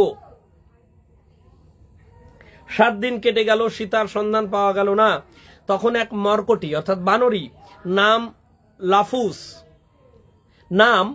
লাফুস বললে যে সে এক পাখিকে তার শাবকদের বলতে শুনেছে, একটা পাখি তার বাচ্চাদের বলছে, তাই সে শুনেছে যে তারা শীঘ্রই প্রচুর মর্কটদের চোখ খেতে পাবে, কেননা মর্কটরা জানতে পারেনি যে দশগ্রীব সীতাকে লঙ্কা দ্বীপে নিয়ে গেছে। অর্থাৎ নন্ড যেহেতু হুকুম জারি করেছে যে সীতাকে 7 দিনের মধ্যে যদি না পাওয়া যায় তাহলে সবার চোখ উপড়ে নেবে, তাই এক পাখি তার বাচ্চাদের বলছে যে আমরা অনেক বানরের চোখ খেতে পারবো। কেন? ওরা জানেই না যে লঙ্কা দ্বীপে নিয়ে গেছে সীতাকে। নন্দের কাছে লফুসের খবর পৌঁছলো। মর্কটদের মুক্ত করা হলো। গুরু ভবিষ্যৎবাণী করলেন জয় হবে এবং উপদেশ দিলেন সেতু বাঁধতে। তারা সেতু বেঁধে সেতু দিয়ে পেরিয়ে গিয়ে সেতু ধ্বংস করলে যাতে কেউ না পালাতে পারে, অর্থাৎ বানরেরা ভয়ে বেরিয়ে থেকে লঙ্কা দ্বীপে গিয়ে যাতে না কেউ পালাতে পারে, তাই তাদের ব্রিজ ভেঙে দিল। তারপর লঙ্কাপুরীর দিকে অগ্রসর হলো। তুমুল কোলাহল উঠল। দশগ্রীব খবর পেলে রাম এসেছেন এইখানে পুঁথির কিছু অংশ পাওয়া যায়নি। পুরনো পুঁথি বুঝতেই পারছেন, খোটানি রামায়ণ বৌদ্ধদের রচনা, এটা মনে রাখতে হবে কথা রাক্ষসেরা ছত্রভঙ্গ হলো, দশগ্রীবের প্রবীণ মন্ত্রীরা নানা উপদেশ দিলে, উদাহরণ দিলে সীতাকে মুক্তি দেবার জন্যে উদাহরণ দিচ্ছেন এরা। কিন্তু দশগ্রীব কোনো কথাই শুনলে না, মন্ত্রীরা পালিয়ে গেল, দশগ্রীব তপস্যা করতে লাগলো। মর্কট সৈন্য নিয়ে রাম লঙ্কাপুরী প্রবেশ করলেন। দশগ্রীব তপস্যায় সিদ্ধি পেলে না, সে বুঝলে পরাজয় আসন্ন। সে সাপের বিষ নিয়ে মাখনের সঙ্গে মিশিয়ে বানের ফলায় মাখিয়ে দিলে, এই বান সে রামের প্রতি নিক্ষেপ করলে, বান কপালে লাগলে রাম মূর্ছিত হয়ে পড়লেন। সাপের বিষ মাখনের সঙ্গে তীরে মাখিয়ে রামের বিরুদ্ধে দশগ্রীব তীর চালালেন, সেই তীর লেগে রাম অচৈতন্য হলেন, মূর্ছিত হলেন, জ্ঞান হারালেন। চিকিৎসক জীবককে ডাকা হলো। এই জীবক কিন্তু বৌদ্ধ সাহিত্যে একজন কিংবদন্তি ডাক্তার অর্থাৎ চিকিৎসক, বিখ্যাত, এই রামায়ণে ঢুকে গেছে তার নাম। জীবক বললে হিমালয় থেকে অমৃত সঞ্জীব ঔষধি আনতে হবে। বাল্মীকি রামায়ণে কিন্তু আর হিমালয় থেকে আনে না, বুঝতে হবে, এখানে পর্বতের নাম আলাদা। নন্দ গেল ঔষধি আনতে, কিন্তু গাছের নামটি ভুলে যাওয়ায় সে সব পাহাড়টাই উপড়ে নিয়ে এলো, হিমালয় উপড়ে নিয়ে আসছে। রাম সুস্থ হয়ে উঠলেন। ইতিপূর্বে দশগ্রীব সীতাকে কোলে করে আকাশে উড়িয়ে তাকে দেখালে রাম ভূমিতে অচেতন হয়ে পড়ে আছেন। দশগ্রীব অর্থাৎ মূলত সীতার বাবা, যিনি সীতাকেই হরণ করে এনেছে অপূর্ব সুন্দরী পেয়ে, তিনি দেখালেন রাম অচেতন হয়ে পড়ে আছে, আকাশ থেকে দেখাচ্ছেন। জ্যোতিষীরা গুনিয়ে দেখে বললে দশগ্রীবের মর্মস্থান ডান পায়ের বুড়ো আঙুল। মর্ম মানে হৃৎপিণ্ড, ভালো করে বুঝুন, এই গল্পটা পাওয়া যাবে না খোটানি রামকথায়। বলছে এই দশগ্রীবের যে মর্মস্থান, আমাদের হৃৎপিণ্ড তো বুকের মধ্যে আছে, যেখানে প্রাণ থাকে। আগের দিনে ভাবা হতো হৃৎপিণ্ডের মধ্যে প্রাণ, তাই ওকে বলতো মর্মস্থান। এই দশগ্রীবের মর্মস্থান ডান পায়ের বুড়ো আঙুলে। তারপর দশগ্রীবকে যুদ্ধে আহ্বান করে বলা হলো তার পায়ের আঙুল দেখাতে। সে দেখালে রাম বান ছুড়ল সে আঙুলে, দশগ্রীব ধরাশায়ী হলো। রামের কাছে সে জীবন ভিক্ষা করে বললে খাজনা দেব, রাম তার প্রাণ হরণ করলেন না। এই রামায়ণে এই জায়গায় রাম দশগ্রীবকে মারলেন না, বলছে আমি খাজনা দেব আপনাকে, অর্থাৎ করদ রাজ্যে পরিণত হলো লঙ্কা। সীতার সঙ্গে রাম ও লক্ষ্মণ 100 বছর যাপন করলেন। তারপর প্রজাদের মধ্যে অসন্তোষ দেখা দেওয়ায় রামের মনোপীড়া হলো। লক্ষ্মণ বললেন সোনা রূপা দিয়ে প্রজাদের শান্ত করতে। সীতা কিন্তু জানতেন যে তাকে নিয়েই জনগণের অসন্তুষ্টি। রামকে তিনি সেই কথা বলে পাতালে প্রবেশ করলেন। রাম সমুদ্রের তীরে এলেন এবং অঞ্জন ও সর্ষে পুড়িয়ে, অঞ্জন মানে এক ধরনের কালি এবং ধাতু পুড়িয়ে গলিয়ে বানানো হতো, এও অঞ্জন মাখা হতো, সেই অঞ্জন আর সর্ষে পুড়িয়ে সমুদ্রের নাগেদের তাড়িয়ে দিয়ে জম্বুদ্বীপে প্রত্যাগমন করলেন। অর্থাৎ এই নাগেদের কথা, হিমালয়ের কথা, তপস্বী রাম, এগুলো বৌদ্ধদের মধ্যে, বৌদ্ধ যে রামায়ণগুলো আছে অনেকগুলো, খোটানি রামায়ণ, তার মধ্যে এগুলো বেশি পাওয়া যাবে।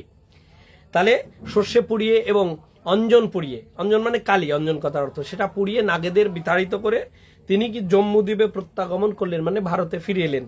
কোথা থেকে? লঙ্কাদ্বীপ থেকে। দশগ্রীব বুদ্ধের কাছে এসে ধর্মদেশনা নিয়েছিল।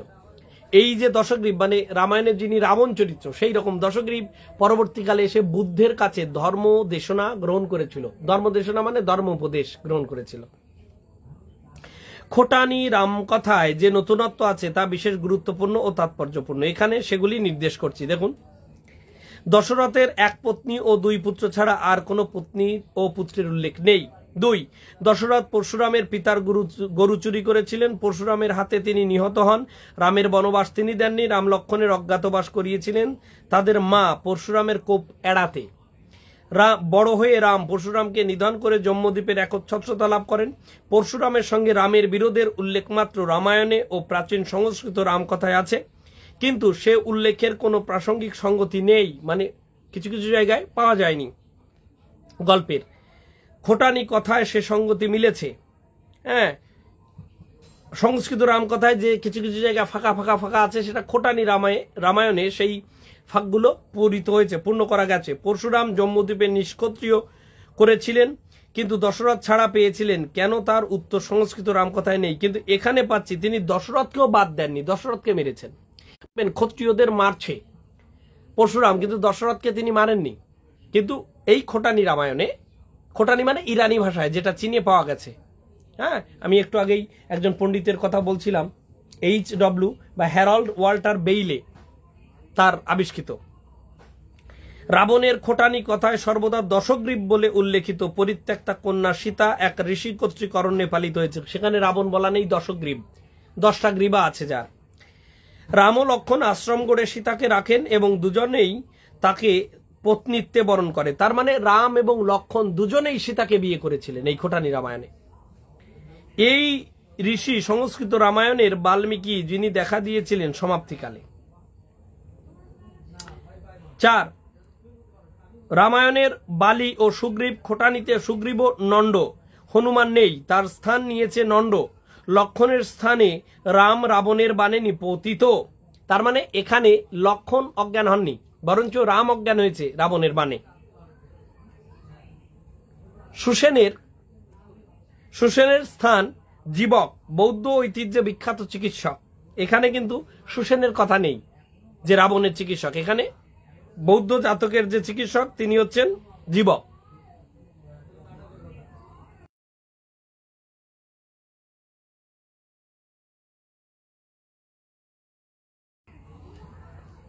পাঁচ, রাবণের প্রাণ রাম হরণ করেননি, তিনি তার মর্মস্থান পায়ের বুড়ো আঙুলে আঘাত করে রাম তাকে আহত করেন। এখানে রাম রাবণকে মেরে ফেলেনি, বরঞ্চ রাবণের দশগ্রীবের প্রাণ ছিল ডান পায়ের বুড়ো আঙুলে, সেখানে আঘাত করে রাম অজ্ঞান করেছেন রাবণকে। রাবণ পরে বুদ্ধের শরণ নিয়েছিলেন, অর্থাৎ বুদ্ধের কাছে ধর্ম উপাসনা গ্রহণ করেছিলেন, তার উপদেশ মেনে নিয়েছিলেন। 6, সীতা কখনোই অযোধ্যায় পদার্পণ করেননি, অর্থাৎ সেই লঙ্কাদ্বীপেই বিবাহ, সেখানেই ছিলেন। পরে যখন পাতালে প্রবেশ করলেন সীতা, তখন রামচন্দ্র নাগেদের বিতাড়িত করলেন অঞ্জন এবং শস্যে পড়িয়ে এবং ভারতে ফিরে এলেন। এটা গেল খোটানি রামায়ণ। এইবার দেখুন তিব্বতী রামায়ণের কাহিনী, আর বেশি নেই, এরপরে আমি তথ্য দেব এবং শেষ করব। আর একটু সঙ্গে থাকুন। আমি জানি এই বিষয়টা খুব যে রসালো হবে এই আলোচনা তা নয়, কিন্তু কত বিচিত্র রকমের রাম কথা আছে। একটু পরেই দেখবেন যে কোথাও কোনো রামায়ণে রাম এবং সীতা বানর হচ্ছেন, কোনো রামায়ণে আপনারা দেখতে পারবেন রাম সীতার নিজের সন্তানই হচ্ছে হনুমান। নানা রকম কাহিনী। অপর বহির্ভারত ভাষায় রামকথা, ওটাও খোটানি বহির্ভারতে পাওয়া গেছে, এটাও বহির্ভারতের। তার আগে তো আমি বৌদ্ধ এবং বৌদ্ধদের জাতক এবং জৈনদের রামায়ণ বলেছি, সেটা ভারতের মধ্যেই পাওয়া গেছে। ভারতের বিখ্যাত যে রামায়ণগুলো আছে তার একটা লিস্ট আমি আপনাদের সামনে তুলে ধরবো, কাজে লাগবে আশা করি। তিব্বতী ভাষায় রচিত যে রামকথা চীনি ও তুর্কিস্তানে পাওয়া গেছে, F.W. থমাস ও মার্সেল লালু প্রকাশিত। তার সঙ্গে খোটানি রামকথার বেশ কিছু মিল আছে। তিব্বত বুঝতেই পারছেন, তিব্বত পরবর্তীকালে চায়না অধিগ্রহণ করেছে। একসময় বলা হতো নিষিদ্ধ নগরী লাসা তিব্বতের রাজধানী এবং বৌদ্ধদের একটি আদিগড়।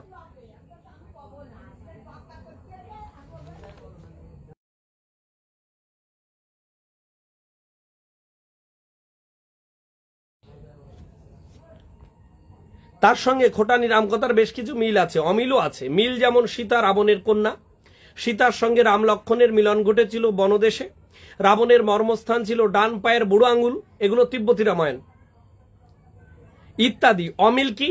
যেমন প্রজারা খুঁজে বার করে সীতাকে রামের সঙ্গে বিয়ে দিয়েছিল, রাবণ সীতাকে হরণ করেছিল মাটি শুদ্ধ তুলে নিয়ে গিয়ে, অর্থাৎ ওই গণ্ডি থেকে বের হওয়ার দরকার নেই, একদম মাটি খুঁচে সীতাকে তুলে নিয়ে যায় এই রাবণ বা দশগ্রীব লঙ্কায়। আর একটা কি, সীতার সঙ্গে রামের পত্র বিনিময় হয়েছিল, মানে চিঠির মাধ্যমে রাম এবং সীতার মধ্যে কথা হয়েছিল। রাবণ যখন রামকে বুড়ো আঙ্গুল দেখাচ্ছিল তখন রাম তার ঘোড়া মাথা কেটে ফেলেন। এই জায়গায় আর পায়ে আঘাত করে অজ্ঞান করেননি দশগ্রীবকে, বরঞ্চ ঘোড়া মাথা কেটে ফেলেন। রাম সীতার এক ছেলে লব, সে হারিয়ে গেলে মুনিরা কুশ এক ধরনের ঘাস, কুশ দিয়ে আর এক ছেলে গড়ে দেন। পুত্র জন্মের পর সীতার নির্বাসন হয়েছিল এবং হনুমান তাদের পুনর্মিলন ঘটিয়ে দিয়েছিল ইত্যাদি। এটা তিব্বতী রামায়ণের কাহিনী। এইবার আসছি সিয়াম কম্বোডিয়ায় প্রচলিত রামকথায়। তাহলে খোটানি রামায়ণ শেষ হলো, তিব্বতী রামায়ণ শেষ হলো, এবার আমরা এসে পড়লাম কম্বোডিয়ায়। আপনারা জানেন লাওস, ভিয়েতনাম, কম্বোডিয়া, সেই কম্বোডিয়া দেশের রামকথায় দেখুন একটি বড় বিশেষত্ব দেখতে পাই। বাংলা রাক্ষসীর রূপকথায় যেমন তেমনি রাবণের রাক্ষস বলে তার মর্ম বা প্রাণকীট গচ্ছিত ছিল এক মুনির কাছে, অর্থাৎ রাবণের দেহে রাবণের প্রাণ ছিল না। বরঞ্চ একজন মুনির কাছে তার প্রাণটি রাখা ছিল। তার নাম অগ্নিচক্ষু, রাম রাবণকে যখন কিছুতেই কাবু করতে পারছিলেন না, তখন এক বন্ধু রাক্ষস বিভীষণ কি জিজ্ঞাসা করেছেন প্রাবন্ধিক, তাকে সন্ধান দিয়ে দেয়, মানে একজন রাক্ষস বন্ধু, রাবণের এক বন্ধু বলে দেয়। সেই রাবণের বেশ ধরে মুনির কাছ থেকে গচ্ছিত কৌটাটি আকাশপথে নিয়ে এসেছিল। তাহলে একজন রাক্ষস রামকে বলে দেয় যে তার প্রাণকীট অগ্নিচক্ষু নামক এক মুনির কাছে আছে, তার কাছে আকাশপথে গিয়ে কৌটোটি নিয়ে আসছিল। আনবার সময় হাতের টিপুনিতে কৌটোটি চেপটে যায়, মানে হাত এইভাবে আকাশপথে আসছিল জোরে চেপে ধরার জন্য, সেই কৌটোটা চেপটে গেছিল বলে আর রাবণের প্রাণও পিষ্ট হয়ে যায় এবং রাবণ প্রাণ ত্যাগ করে। অর্থাৎ রাবণের সঙ্গে সরাসরি যুদ্ধ করে মারতে হয়নি, যে কৌটোর মধ্যে রাবণের প্রাণ ভ্রমর ছিল সেইটা আনার সময় একটু জোরে চাপ পড়ে কৌটোয় সেই প্রাণ এবং রাবণ মারা পড়ে। আর রাবণের প্রাণও পৃষ্ঠ হয়ে যায় এবং রাবণ প্রাণ ত্যাগ করে। ফ্রেজারের the golden bough, the eternal soul in folk tale দ্রষ্টব্য, অর্থাৎ আর একটা ফোক টেলের কথা বলছে বিদেশি, যে সেটা দেখলেও এই কাহিনীর সঙ্গে আপনারা মিল পাবেন। মালয় উপদ্বীপ, মালয় দ্বীপপুঞ্জ ও ফিলিপিন দ্বীপপুঞ্জ এই বিস্তীর্ণ ভূভাগে রামকথা কাব্য ও গল্প আকারে পাওয়া গেছে। অর্থাৎ কম্বোডিয়ার কথা শেষ হলো, এইবার মালয় দ্বীপপুঞ্জ, অর্থাৎ মালয়েশিয়া, জানেন তো অনেক দ্বীপ নিয়ে মালয়েশিয়া তৈরি, তো মালয় দ্বীপপুঞ্জ এবং ফিলিপিন্স দ্বীপপুঞ্জ। ফিলিপিন্স দ্বীপপুঞ্জের একজন প্রফেসরের কথাও আমি নোটে রেখেছি, আপনাদের বলবো। তিনি একজন ইন্ডোলজিস্ট। পুরনো জবদ্বীপীয় ভাষায় কাব্যটির নাম কাকাবিন, KAKAWIN, কাকাইন। এটি অনেকটা ভট্টি কাব্য অনুসারে লেখা। আর একটির রচনাকাল আনুমানিক এটির রচনাকাল আনুমানিক দ্বাদশ শতাব্দী, অর্থাৎ আজ থেকে প্রায় 800 বছর আগে রচিত। এটি বাল্মীকির কাব্যের অনুগত, মানে বাল্মীকির সঙ্গে এই ঘটনা, বাল্মীকি রামায়ণের সঙ্গে এই রামায়ণের বেশ মিল আছে। মালয় উপদ্বীপে অনেকগুলি রামকথা গল্প প্রচলিত আছে, তার মধ্যে 3টির সন্ধান মিলেছে। ফিলিপিন মারানাও ভাষায় সম্প্রতি রামকথা কাব্য মিলেছে। এটির নাম মাহারাদিয়া লাওয়ানা, সংক্ষেপে লা। এটি রচিত হয়েছিল খ্রিস্টীয় দ্বাদশ থেকে চতুর্দশ শতাব্দীর মধ্যে, অর্থাৎ আজ থেকে 600 থেকে 800 বছর আগে রচিত হয়েছিল। কোন সময়? সম্ভবত এই কালের শেষ দিকে। কাহিনীটির সংক্ষিপ্তসার দি, অর্থাৎ ফিলিপিন্স দ্বীপপুঞ্জের যে রামায়ণের কাহিনী, সেই রামায়ণের গল্প এখানে তুলে ধরেছেন প্রাবন্ধিক। আমি বলছি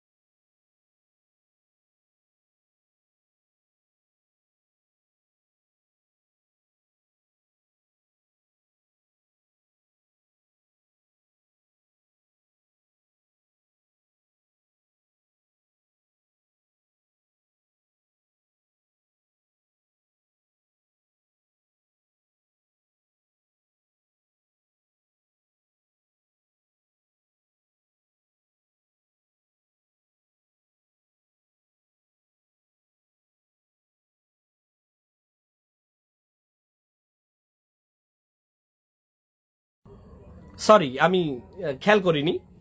তাহলে অন্য এক রাজ্যে নিয়োগ ছিলেন এক রাজা রানীর 2 সন্তান 2 ভাই। একদিকে তো আমি বলেছি এখানে যে রাবণের কথা, তার নাম লাওয়ানা। সেই লাওয়ানা অত্যাচারী এবং বাজে বলে তার বাবা তাকে নির্বাসন দিয়েছিল, পরে ভালো হয়, তপস্যা করে সিদ্ধি লাভ করে, সে পিতৃরাজ্যে ফিরে আসে। অন্য এক রাজ্যের, সেই রাজ্যের নাম আগামা নিয়োগ, AGAMANIOG, ছিলেন এক রাজা রানীর 2 সন্তান 2 ভাই। রাজকুমারের নাম যথাক্রমে রাজা মঙ্গন্দিরী ও রাজা মঙ্গবর্ণ। তাদের বয়স হয়েছিল কিন্তু বিয়ে হয়নি। কিছুকাল পরে তারা আর এক রাজ্যের রাজকন্যার নাম মালাইলা, এই যে আর একটা রাজ্য, এর নাম হচ্ছে পালু নাবান্দাই, পালু নাবান্দাই। এ রাজ্যের যমজ দুই ভাই, এদের রাজ্যের নাম আগামা নিয়োগ। আর এই যে রাজকন্যা যে রাজ্যে আছে সেই রাজ্যের নাম পালু নাবান্দাই। রাজকন্যার নাম মালাইলা তিহাইয়া। মালাইলা তিহাইয়া পানি প্রার্থী রূপে জলযাত্রা করলেন দীর্ঘ 10 বছরের জন্য প্রস্তুত হয়ে। রাজকন্যার পানি প্রার্থী হতে চায়, অর্থাৎ তারা বিয়ে করতে চায়। উদ্দিষ্ট স্থানে পৌঁছাবার কিছু আগেই তাদের জলযান ভেঙে গেল। কাদের? ওই যে রাজকুমার দুইজন যে জলযানে ছিল, মঙ্গবর্ণ এবং মঙ্গন্দিরী। ঢেউয়ের বেগে তারা উদ্দিষ্ট স্থানের উপকূলে নিক্ষিপ্ত হলেন। তাদের সেবা শুশ্রূষা করে সুস্থ করলে এক বুড়ি, নাম তার কাবায়ন। রাজকুমারী মালাইলা গর্নিংয়ের অর্থাৎ তিহাইয়ার বিবাহের জন্য পানি প্রার্থীদের এই পরীক্ষা নির্দিষ্ট ছিল, মানে ইচ্ছা করেই তাদের কোনোভাবে সমুদ্রপথে জাহাজকে বিপর্যস্ত করে তাদের পরীক্ষা নেওয়া হচ্ছিল যে তারা কি এই রাজকুমারীর উপযুক্ত রাজকুমার কিনা, বর হিসেবে উপযুক্ত কিনা। একটি বেতের বল বা সিপা লাথি মেরে অন্তপুরের মধ্যে ফেলে দিতে হবে, অর্থাৎ তিহাইয়াকে বিয়ে করতে হলে যে বিয়ে করবে তাকে একটা বেত দিয়ে তৈরি বল এমন জোরে লাথি মারতে হবে যাতে অন্তপুরে গিয়ে প্রবেশ করে। এই পরীক্ষায় উত্তীর্ণ হয়ে রাজা মঙ্গন্দিরী রাজকন্যাকে বিবাহ করলেন, বড় ভাই বিয়ে করল। কিছুকাল সে দেশে কাটাবার পর রাজকুমারদের মন হলো বাড়ি ফিরতে। দীর্ঘ যাত্রার জন্য প্রস্তুত হয়ে তারা লোকজন নিয়ে বেরিয়ে পড়লেন। পথে তাদের খাদ্যশস্য সব ফুরিয়ে গেল।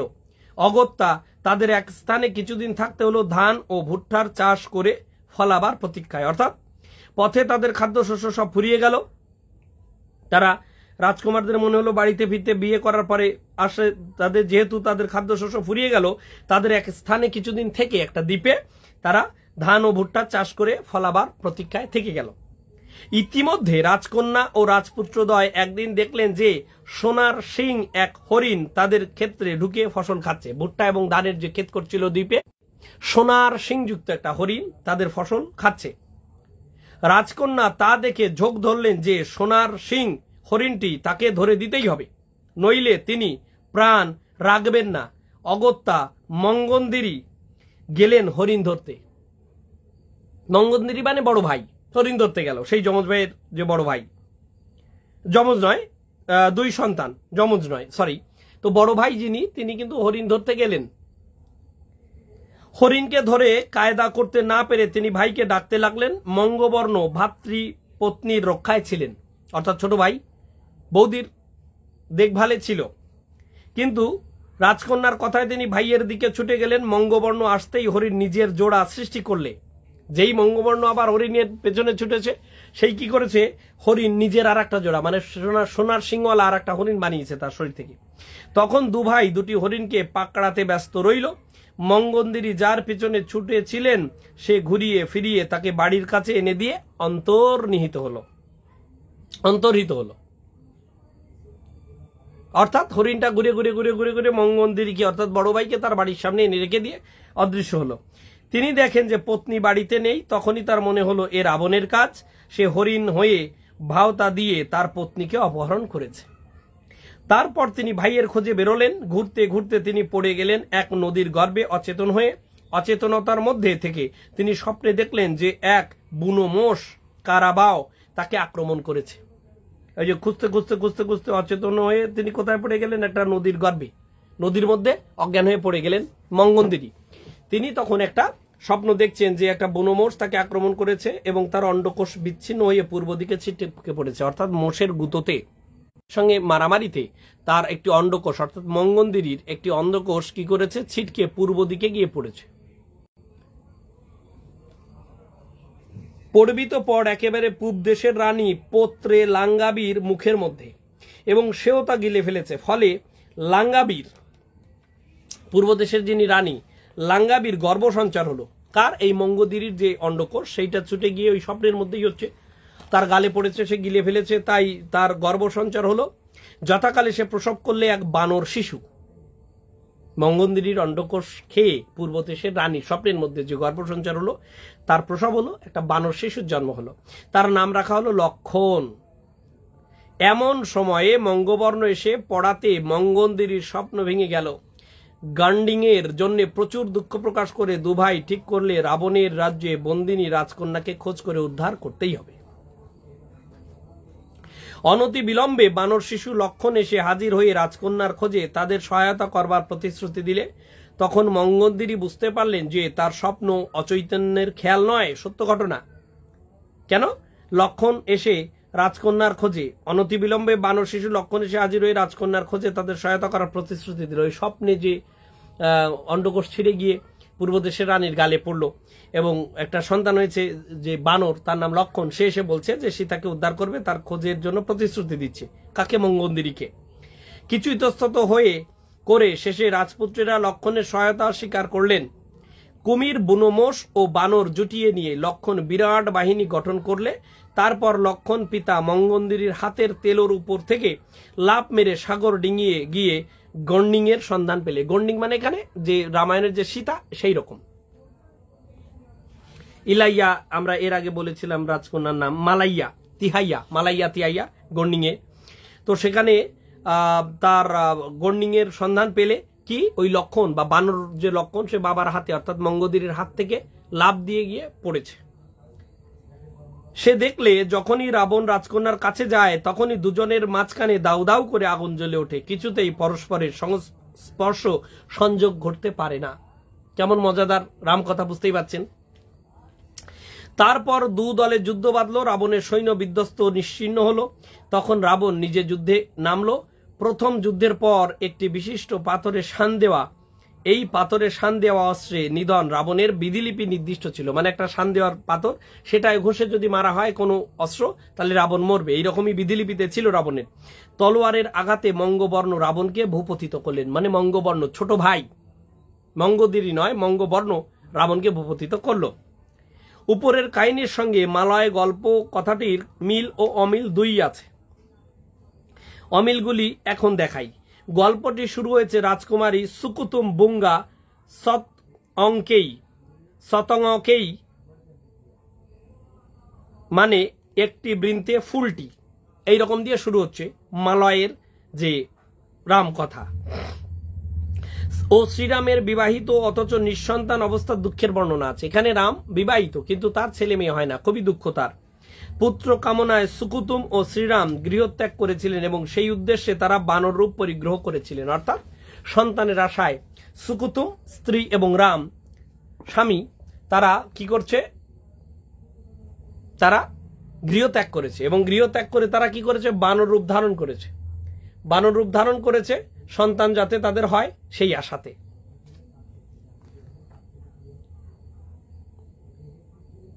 তাদের বানর পুত্র হয়েছিল, তার নাম ক্রা কেচিল ইমাম তের গঙ্গা। বুঝতেই পারছেন এই শব্দে কিছু আরবি শব্দ এবং মুসলিম যে ধর্ম ভাবনা, সেই ভাবনার বেশ কিছু প্রভাব পড়বে মালয়েশিয়ায়। আপনারা বুঝতেই পারছেন এই জায়গায় যে তাদের একটা ছেলে হলো ক্রা কেচিল।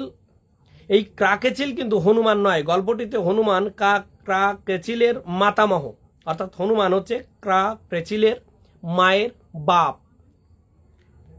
সমুদ্রের কূলে বানর রাজ্যের অধিপতি। তবে রামায়ণে বর্ণিত হনুমানের কীর্তি প্রায় সবই গল্পটি অনুসারে ক্রাকেচিলের, অর্থাৎ ক্রাকেচিলি এখানে আমাদের দেশে প্রচলিত হনুমানের মতোই, কিন্তু হনুমান নামটা আবার এই ক্রাকেচিলের দাদামশায়, মায়ের বাপের। অর্থাৎ এখানে যে নাম আছে সুকুতুম বুঙ্গা, সুকুতুমের বাবার। রামকথা গল্পটির এক প্রধান বিশেষত্ব হলো লক্ষণের জ্যেষ্ঠত্ব। এই কাহিনীতে লক্ষণ বরদাদা। জয় হরি বল, নমস্কার, কেমন আছেন সবাই? ভালো আছি। হৃদয় শিকদার দাদা ভাই কেমন আছেন? সঙ্গে থাকুন এবং বিভিন্ন দিকে ছড়িয়ে দিতে পারেন, কেন এই আলোচনা সচরাচর হয় না। রামকথার গল্পটির প্রধান বিশেষত্ব হচ্ছে লক্ষণের জ্যেষ্ঠত্ব। এই গল্পে লক্ষণ হচ্ছেন রামের চেয়ে বড়, বরদা। লক্ষণ বড় ভাই, ছোট রাম ছোট ভাই। বুদ্ধি বিদ্যায়ও লক্ষণ শ্রেষ্ঠ, তাই তার নাম রাজা রাজা লক্ষণ। এইখানে জৈন রামকথার সঙ্গে মিল রয়েছে। রাবণ এখানে মহারাজা জুয়ান, সে অলৌকিক শক্তির অধিকারী। সে নিজ স্থান থেকে শ্রীরামের স্থানে গগন পথে যায় এবং মায়াশক্তি বলে সুকুতুমের মনোহরণ করে, অর্থাৎ মন জয় করে সুকুতুমের। অর্থাৎ আমাদের দেশে যে সীতা চরিত্র, সেই চরিত্রের যে সুকুতুম, তার মন জয় করেছে মায়াশক্তি বলে রাবণ। তারপরে সে সোনার ছাগল হয়ে তার সামনে উপস্থিত হয়। শ্রীরাম প্রভৃতি সকলেই তা দেখেন এবং সে ছাগলকে ধরতে সকলে তাড়া করে বনে যান। এখানে আর সোনার হরিণ নয়, সোনার ছাগল। তখন মহারাজা জুয়ান ছাগল রূপ সংহরণ ও নিজ রূপ ধারণ করে রাজপ্রাসাদে আসে আর সুকুতুমকে ভুলিয়ে নিয়ে চলে যায় তার দেশে। জুয়ানের সঙ্গে সুকুতুমের কিছু সংলাপ হয়েছিল, যেন সাংকেতিক ভাষায়। জুয়ান অর্থাৎ রাবণ এবং সুকুতুম সীতা, তাদের মধ্যে আকার ইঙ্গিতে কিছু কথা হয়েছিল। এর থেকে অনুমান করি যে গল্পটির মধ্যে আইরিশ মিথে যেমন তেমনি পুরনো গাথা কিছু রয়ে গিয়ে থাকবে। আইরিশ অর্থাৎ আয়ারল্যান্ডের পুরাতন যে মাইথোলজির সঙ্গে এই রামকথার কিছু মিল আছে। বাড়িতে ফিরে এসে জুয়ান নিজের বংশতালিকা নিরীক্ষণ করে দেখলে যে সুকুতুমের সঙ্গে তার সম্পর্ক মেয়ে বাপের, সুতরাং তাকে পত্নী রূপে নেওয়া চলল না। যদিও সে সুকুতুমকে হরণ করে এনেছে জুয়ান, তবু দেখলো যে সে তার মেয়ে, তাই কিন্তু সে গ্রহণ করতে পারলো না। অর্থাৎ এগুলো হচ্ছে মালয় দ্বীপপুঞ্জের রামকথার কথা বলছি। সুকুতুমকে উদ্ধার করতে শ্রীরাম বড় ভাই লক্ষণের সঙ্গে পরামর্শ করে বানর রাজ্যে গেলেন। সেখানে গিয়ে ত্যক্ত পুত্র ক্রেচিলের সঙ্গে দেখালো। ক্রেচিলকে এই সুকুতুম এবং রাম তাদের সন্তান, এবং তারা সন্তানহীন ছিলেন, অনেকদিন আটকুরে ছিলেন এবং তারা বানর বেশ ধারণ করেছিলেন, কৃচ্ছ সাধন করেছিলেন। তারপরে তাদের একটা সন্তান হয়, সে সন্তানও বানর, ক্রেচিল। তার চরিত্র আমাদের দেশের রাম কাহিনীগুলো রামায়ণ কথার হনুমানের মতোই, কিন্তু নাম ক্রেচিল এবং হনুমান হচ্ছে তার দাদা বসায়। মায়ের সন্ধান কাজে পিতাকে সাহায্য করতে রাজি হলো ক্রেচিল, অর্থাৎ নিজের মাকে উদ্ধার করে এনে দেবে, এই শর্তে যে শ্রীরাম যেন তার সঙ্গে এক পাত্রে অন্ন গ্রহণ করেন এবং তার কোলে তাকে শুতে দেন। মানে বাবার সঙ্গে এক পাত্রে খাবে এবং বাবার কোলে শোবে, এই শর্তে সে মাকে উদ্ধার করে এনে দেবে। শ্রীরাম রাজি হলেন। তারপর ক্রেচিল শ্রীরামের কাঁধে উঠে লাভ দিয়ে সমুদ্র পেরোতে গেল। ক্রেচিল অর্থাৎ রামের কাঁধে উঠে বানর লাভ দিল, কিন্তু এক লাফে পারলে না, সমুদ্রে পড়ল। সেখানে এক জিন অর্থাৎ দৈত্য ছিল। দেখুন, জিন শব্দটাও আরবি থেকে আসছে, কোরআনে জিন শব্দ আছে। তাহলে এইগুলো আছে কেন মালয় দ্বীপপুঞ্জে? সেগুলো মুসলমান অধ্যুষিত জায়গা, তাই তাদের বিভিন্ন শব্দ এই রামকথার মধ্যে ঢুকে যাবে। সেখানে এক জিন, সে একদা ক্রেচিলের অনুগ্রহ পেয়েছিল, মানে ক্রেচিল তাকে একসময় সাহায্য করেছিল। তার সাহায্যে ক্রেচিল সমুদ্র পেরিয়ে জুয়ানের রাজধানীতে পৌঁছল। সুকুতুমের সঙ্গে দেখা হলো, শ্রীরামের আংটি দেখিয়ে পরিচয় হলো। তারপর ক্রেচিলের সঙ্গে জুয়ানের সংঘর্ষ বাঁধল, অর্থাৎ বানরের সঙ্গে জুয়ান অর্থাৎ রাবণের। ক্রেচিল জুয়ানের প্রিয় দুটি গাছ, একটি নারকেল আর একটি আম ধ্বংস করে দিলে তারপর দুজনের মধ্যে দারুণ যুদ্ধ চলল। শেষে ক্রেচিল বন্দী হলো। সে বন্ধনকর্তাদের উপদেশ দিলে তার সর্বাঙ্গে কাপড় জড়িয়ে তেল মাখিয়ে যেন আগুন ধরানো হয়। ক্রেচিল বন্দী হলো এবং তাকে বলছে যে আমার সারা গায়ে কাপড় পেঁচিয়ে আগুন ধরিয়ে দাও। তাই করা হলো, কিন্তু ক্রেচিল তো মরলই না, উপরন্তু লম্ফজম্প করে জুয়ানের পুরি পুড়িয়ে দিলে। তারপর সুকুতুমকে নিয়ে নিজের রাজ্যে ফিরে এসে শ্রীরামের সঙ্গে মিলন করিয়ে দিলে, অর্থাৎ বাবা মায়ের মিলন করাচ্ছে ক্রেচিল। মজার ঘটনা না? এই ধরনের রামকথা কি আপনারা শুনেছেন? মাঝে মধ্যে দুটো একটা মন্তব্য করে জানাবেন।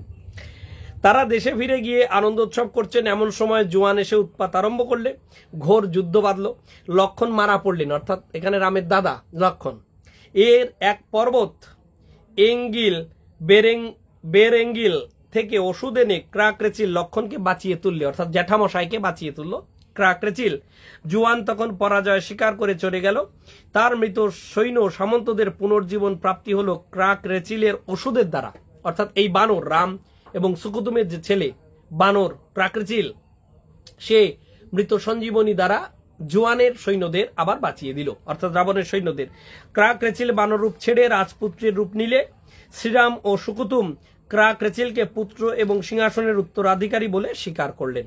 আর একটা পৃষ্ঠা পড়ে আজকের যে নোটেশন, গুরুত্বপূর্ণ কিছু আলাপ আছে আপনাদের সঙ্গে, সেটা দিয়ে শেষ করব। এখন হিকায়াত মহারাজা রাবণ, সংক্ষেপে হি মরা, ও হিকায়ত সেরি রাম, সংক্ষেপে হি সেরা আখ্যান দুটির সঙ্গে যোগাযোগ অনুধাবন করি। এ দুটো রামায়ণও ভারতের নয়, দক্ষিণ এশিয়ার রামায়ণ। কোথা থেকে কি সেগুলো আমি নোটেশন রেখেছি, আপনাদের বলবো, আপনাদের অবাক লাগবে আজকে। আখ্যান দুটির সঙ্গে যোগাযোগ অনুধাবন করি। এ দুটি কাহিনীতে গল্প কাহিনীটির মতো নায়কের নাম শ্রীরাম বা শ্রীরাম অথবা রাম এবং তার ভাইয়ের নাম লক্ষণ।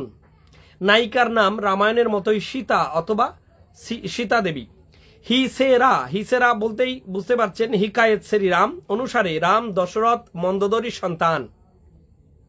তাহলে এখানে রামের বাবা দশরথ, মা কিন্তু মন্দোদরী। হিকায়েত শ্রীরামে মন্দোদরীকে রাবণ হরণ করে নিয়ে যায়। তারপর একদা দৈব শক্তি বলে দশরথ লঙ্কাপুরীতে গিয়ে সহবাস করে নিজের স্ত্রীর সাথে। তার ফলে সীতা দেবীর জন্ম হয়। বুঝুন,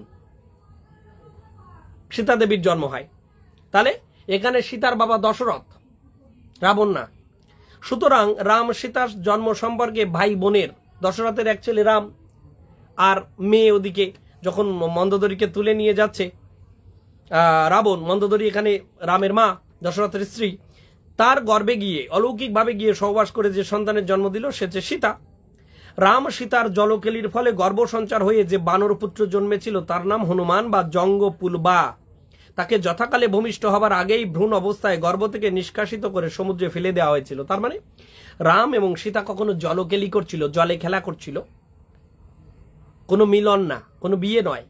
তার ফলে কি হয়েছে, তার ফলে গর্ভ সঞ্চার হয়েছিল এবং তাদের একটা বানর সন্তান হয়। সেই সন্তানের নাম হনুমান বা জঙ্গপুলবা। এবং তার ভ্রূণ অবস্থাতেই তার গর্ভ নিষ্কাশিত করে, মানে পুরোপুরি পূর্ণ হয়ে হনুমানের জন্ম হচ্ছে না, বরং ভ্রূণ অবস্থায় যখন মাতৃগর্ভে সীতার গর্ভে ছিল সেখান থেকে বের করে তাকে ছুঁড়ে ফেলা হলো সমুদ্রে। সে ভ্রূণ গ্রাস করেছিল দেবী অঞ্জাতি। সুতরাং রাম সীতার বানর পুত্র ভূমিষ্ঠ হয়েছিল সাক্ষাৎ দেবী অঞ্জাতির গর্ভ থেকে। সেই ভ্রূণ খেয়ে ফেলেছিল দেবী অঞ্জাতি সমুদ্রে। তাই রাম এবং সীতার মিলনের আগে জলকেলির ফলে গর্ভ সঞ্চার, সীতা সেই ভ্রূণ ফেলে দিল, সেইটা অঞ্জাতির দেবী অঞ্জাতির খেয়ে ফেললো, সেখান থেকে তার সন্তান জন্মগ্রহণ করলো, সেটা নাম হলো এই বানর পুত্র ভূমিষ্ঠ হলো তখন। হিকায়ত শ্রীরাম ও হিকায়ত মহারাজা রাবণ, এই দুই রামায়ণ অনুযায়ী, রামকথা অনুযায়ী উভয়ে রাম ধনুর্বিদ্যার জোরে সীতাকে ভার্যারূপে স্ত্রীরূপে পেয়েছিলেন। সীতার প্রতিপালক কালা ঠিক করে দিয়েছিলেন। এখানে জনক না, সীতাকে যে মানুষ করেছে পালন করেছে তার নাম কালা। কেন, এখানে তো তার বাবা তো দশরথ, কিন্তু মানুষ করেছে কালা। যে ব্যক্তি এক বাণে যুগপৎ 40টি তাল গাছ বিঁধতে পারবে সেই সীতা দেবীর প্রতি হবে। রাম এই দুষ্কর কার্য সম্পন্ন করেছিলেন, অর্থাৎ কালা। কাহিনী মিল অমিল আছে, সম্পর্কের অমিল আছে, কিন্তু ধারাবাহিকতা কাল্পনিকতা ভরপুর। হ্যাঁ, তা তো থাকবেই, লোককথা মিথ। তবেই তো আমরা সমৃদ্ধ যে রামকথার দ্বারা যে ভারতীয় উপমহাদেশ প্রভাবিত, শুধু একটা জনগোষ্ঠী নয়, ভারত, তিব্বত, চীনের একটা বিরাট অঞ্চল, ইরানের একটা বিরাট অঞ্চল, Indonesia, Malaysia, Laos, Vietnam, Cambodia, Philippines দ্বীপপুঞ্জ, নেপাল, ভুটান, বাংলাদেশ, মায়ানমার, শ্রীলঙ্কা, এই পুরো যে একটা বৃহত্তর অঞ্চল দক্ষিণ এশিয়া এবং দক্ষিণ পূর্ব এশিয়া, সে কথা একটু পরে বলছি। আর একটু আছে, একটুখানি শেষ করে দিয়ে আমি আলোচনায় আসছি। আপনাদের কোনো প্রশ্ন থাকলে উত্তর দেব। তাহলে কালা কি করেছিল, সীতা দেবীর পালক পিতা, যে এক বাণে একটি তীরে যে 40টি তাল গাছ বিঁধে দিতে পারবে তার সঙ্গে সীতার বিয়ে হবে, সেই দুষ্কর কার্য করে রাম সীতাকে লাভ করেছিলেন। এবং হিকায়েত শ্রীরাম কাহিনীতে সীতা হরণের ব্যাপারের কোনো কারণ দেখানো নেই।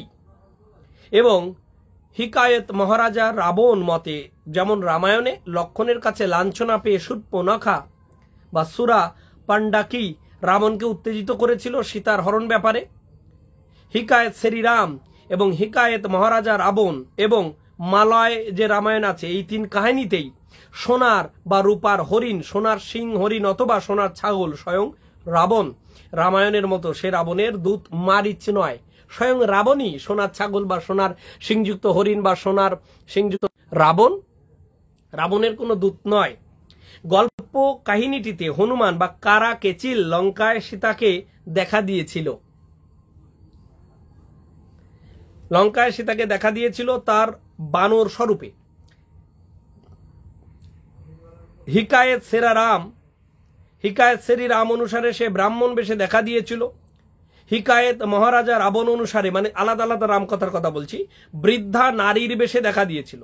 অর্থাৎ রাবণ কোথাও ব্রাহ্মণ বেশে দেখা দিয়েছে, কোথাও বৃদ্ধা একজন রমণীর বেশে দেখা দিয়েছে। পরে অবশ্য সে রাবণ স্বরূপ পরিগ্রহ করে আত্মপরিচয় দিয়েছিল। হিকায়েত মহারাজা রাবণ অনুসারে রাবণের প্রথমে 10 মুণ্ড ছিল না। কোন ঋষির আশ্রমের উপর দিয়ে যাবার সময় তার মনে অসীম ক্রোধের সঞ্চারের ফলে তার 10 মাথা ও 20 হাত গজায় এবং সে রাক্ষসে পরিণত হয়।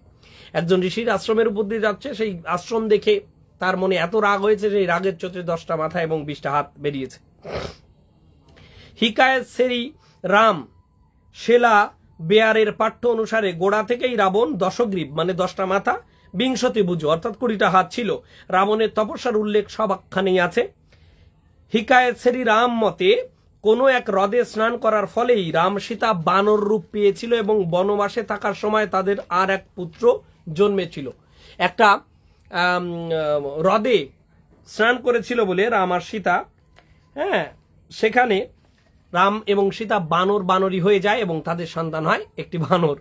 অনেক প্রকার রামায়ণ আছে, কত ভাষা এবং কোন কোন দেশে পাওয়া যায় আমি সেগুলো এক্ষুনি নোটে বলছি, আর একটা স্ট্যান্জা পড়লেই শেষ। এবং বনবাসে থাকার সময় তাদের আর এক পুত্র জন্মেছিল, তার নাম তাবালাবি।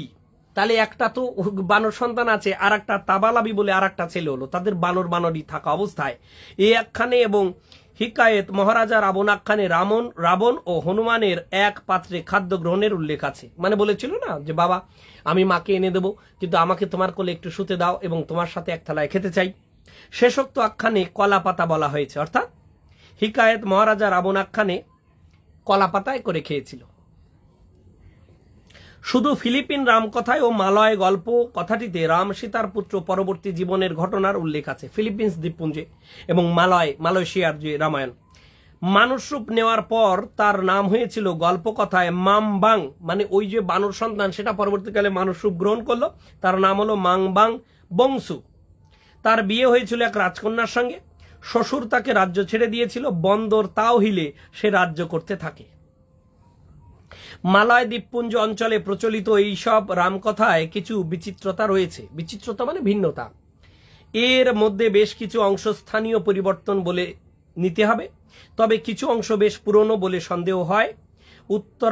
উত্তরাখণ্ডের ঘটনাবলীর কোনো উল্লেখ না থাকায় মনে হয় যে উত্তরাখণ্ড রামায়ণের অংশরূপে গৃহীত হবার আগে রামকথায় যে সংহত রূপ প্রতিষ্ঠিত হয়েছিল, আপনারা জানেন একটা বিতর্ক যে উত্তরকাণ্ড রামায়ণের মূল অংশ কিনা প্রক্ষিপ্ত, তা নিয়ে বিতর্ক আছে, হয়েছিল, তাই হয়তো এদেশে ওদেশে ঘুরে ফিরে মালয় দ্বীপপুঞ্জ পৌঁছেছিল। ভারতবর্ষের বাইরে থেকেও রামকথার কোনো কোনো গল্প ওখানে পৌঁছে থাকবে। কাহিনীগুলি সবই মুসলমানদের রচনা, ইসলামী প্রভাব তাই কিছু কিছু আছে, তবে সে প্রভাব পড়েছে নিতান্ত বাইরে থেকে এবং তা সহজেই ধরা পড়ে। এই কথাটা প্রাবন্ধিক নিয়েছে ডক্টর জুয়ান আর ফ্রান্সিসকো বিরচিত প্রবন্ধ অবলম্বনে।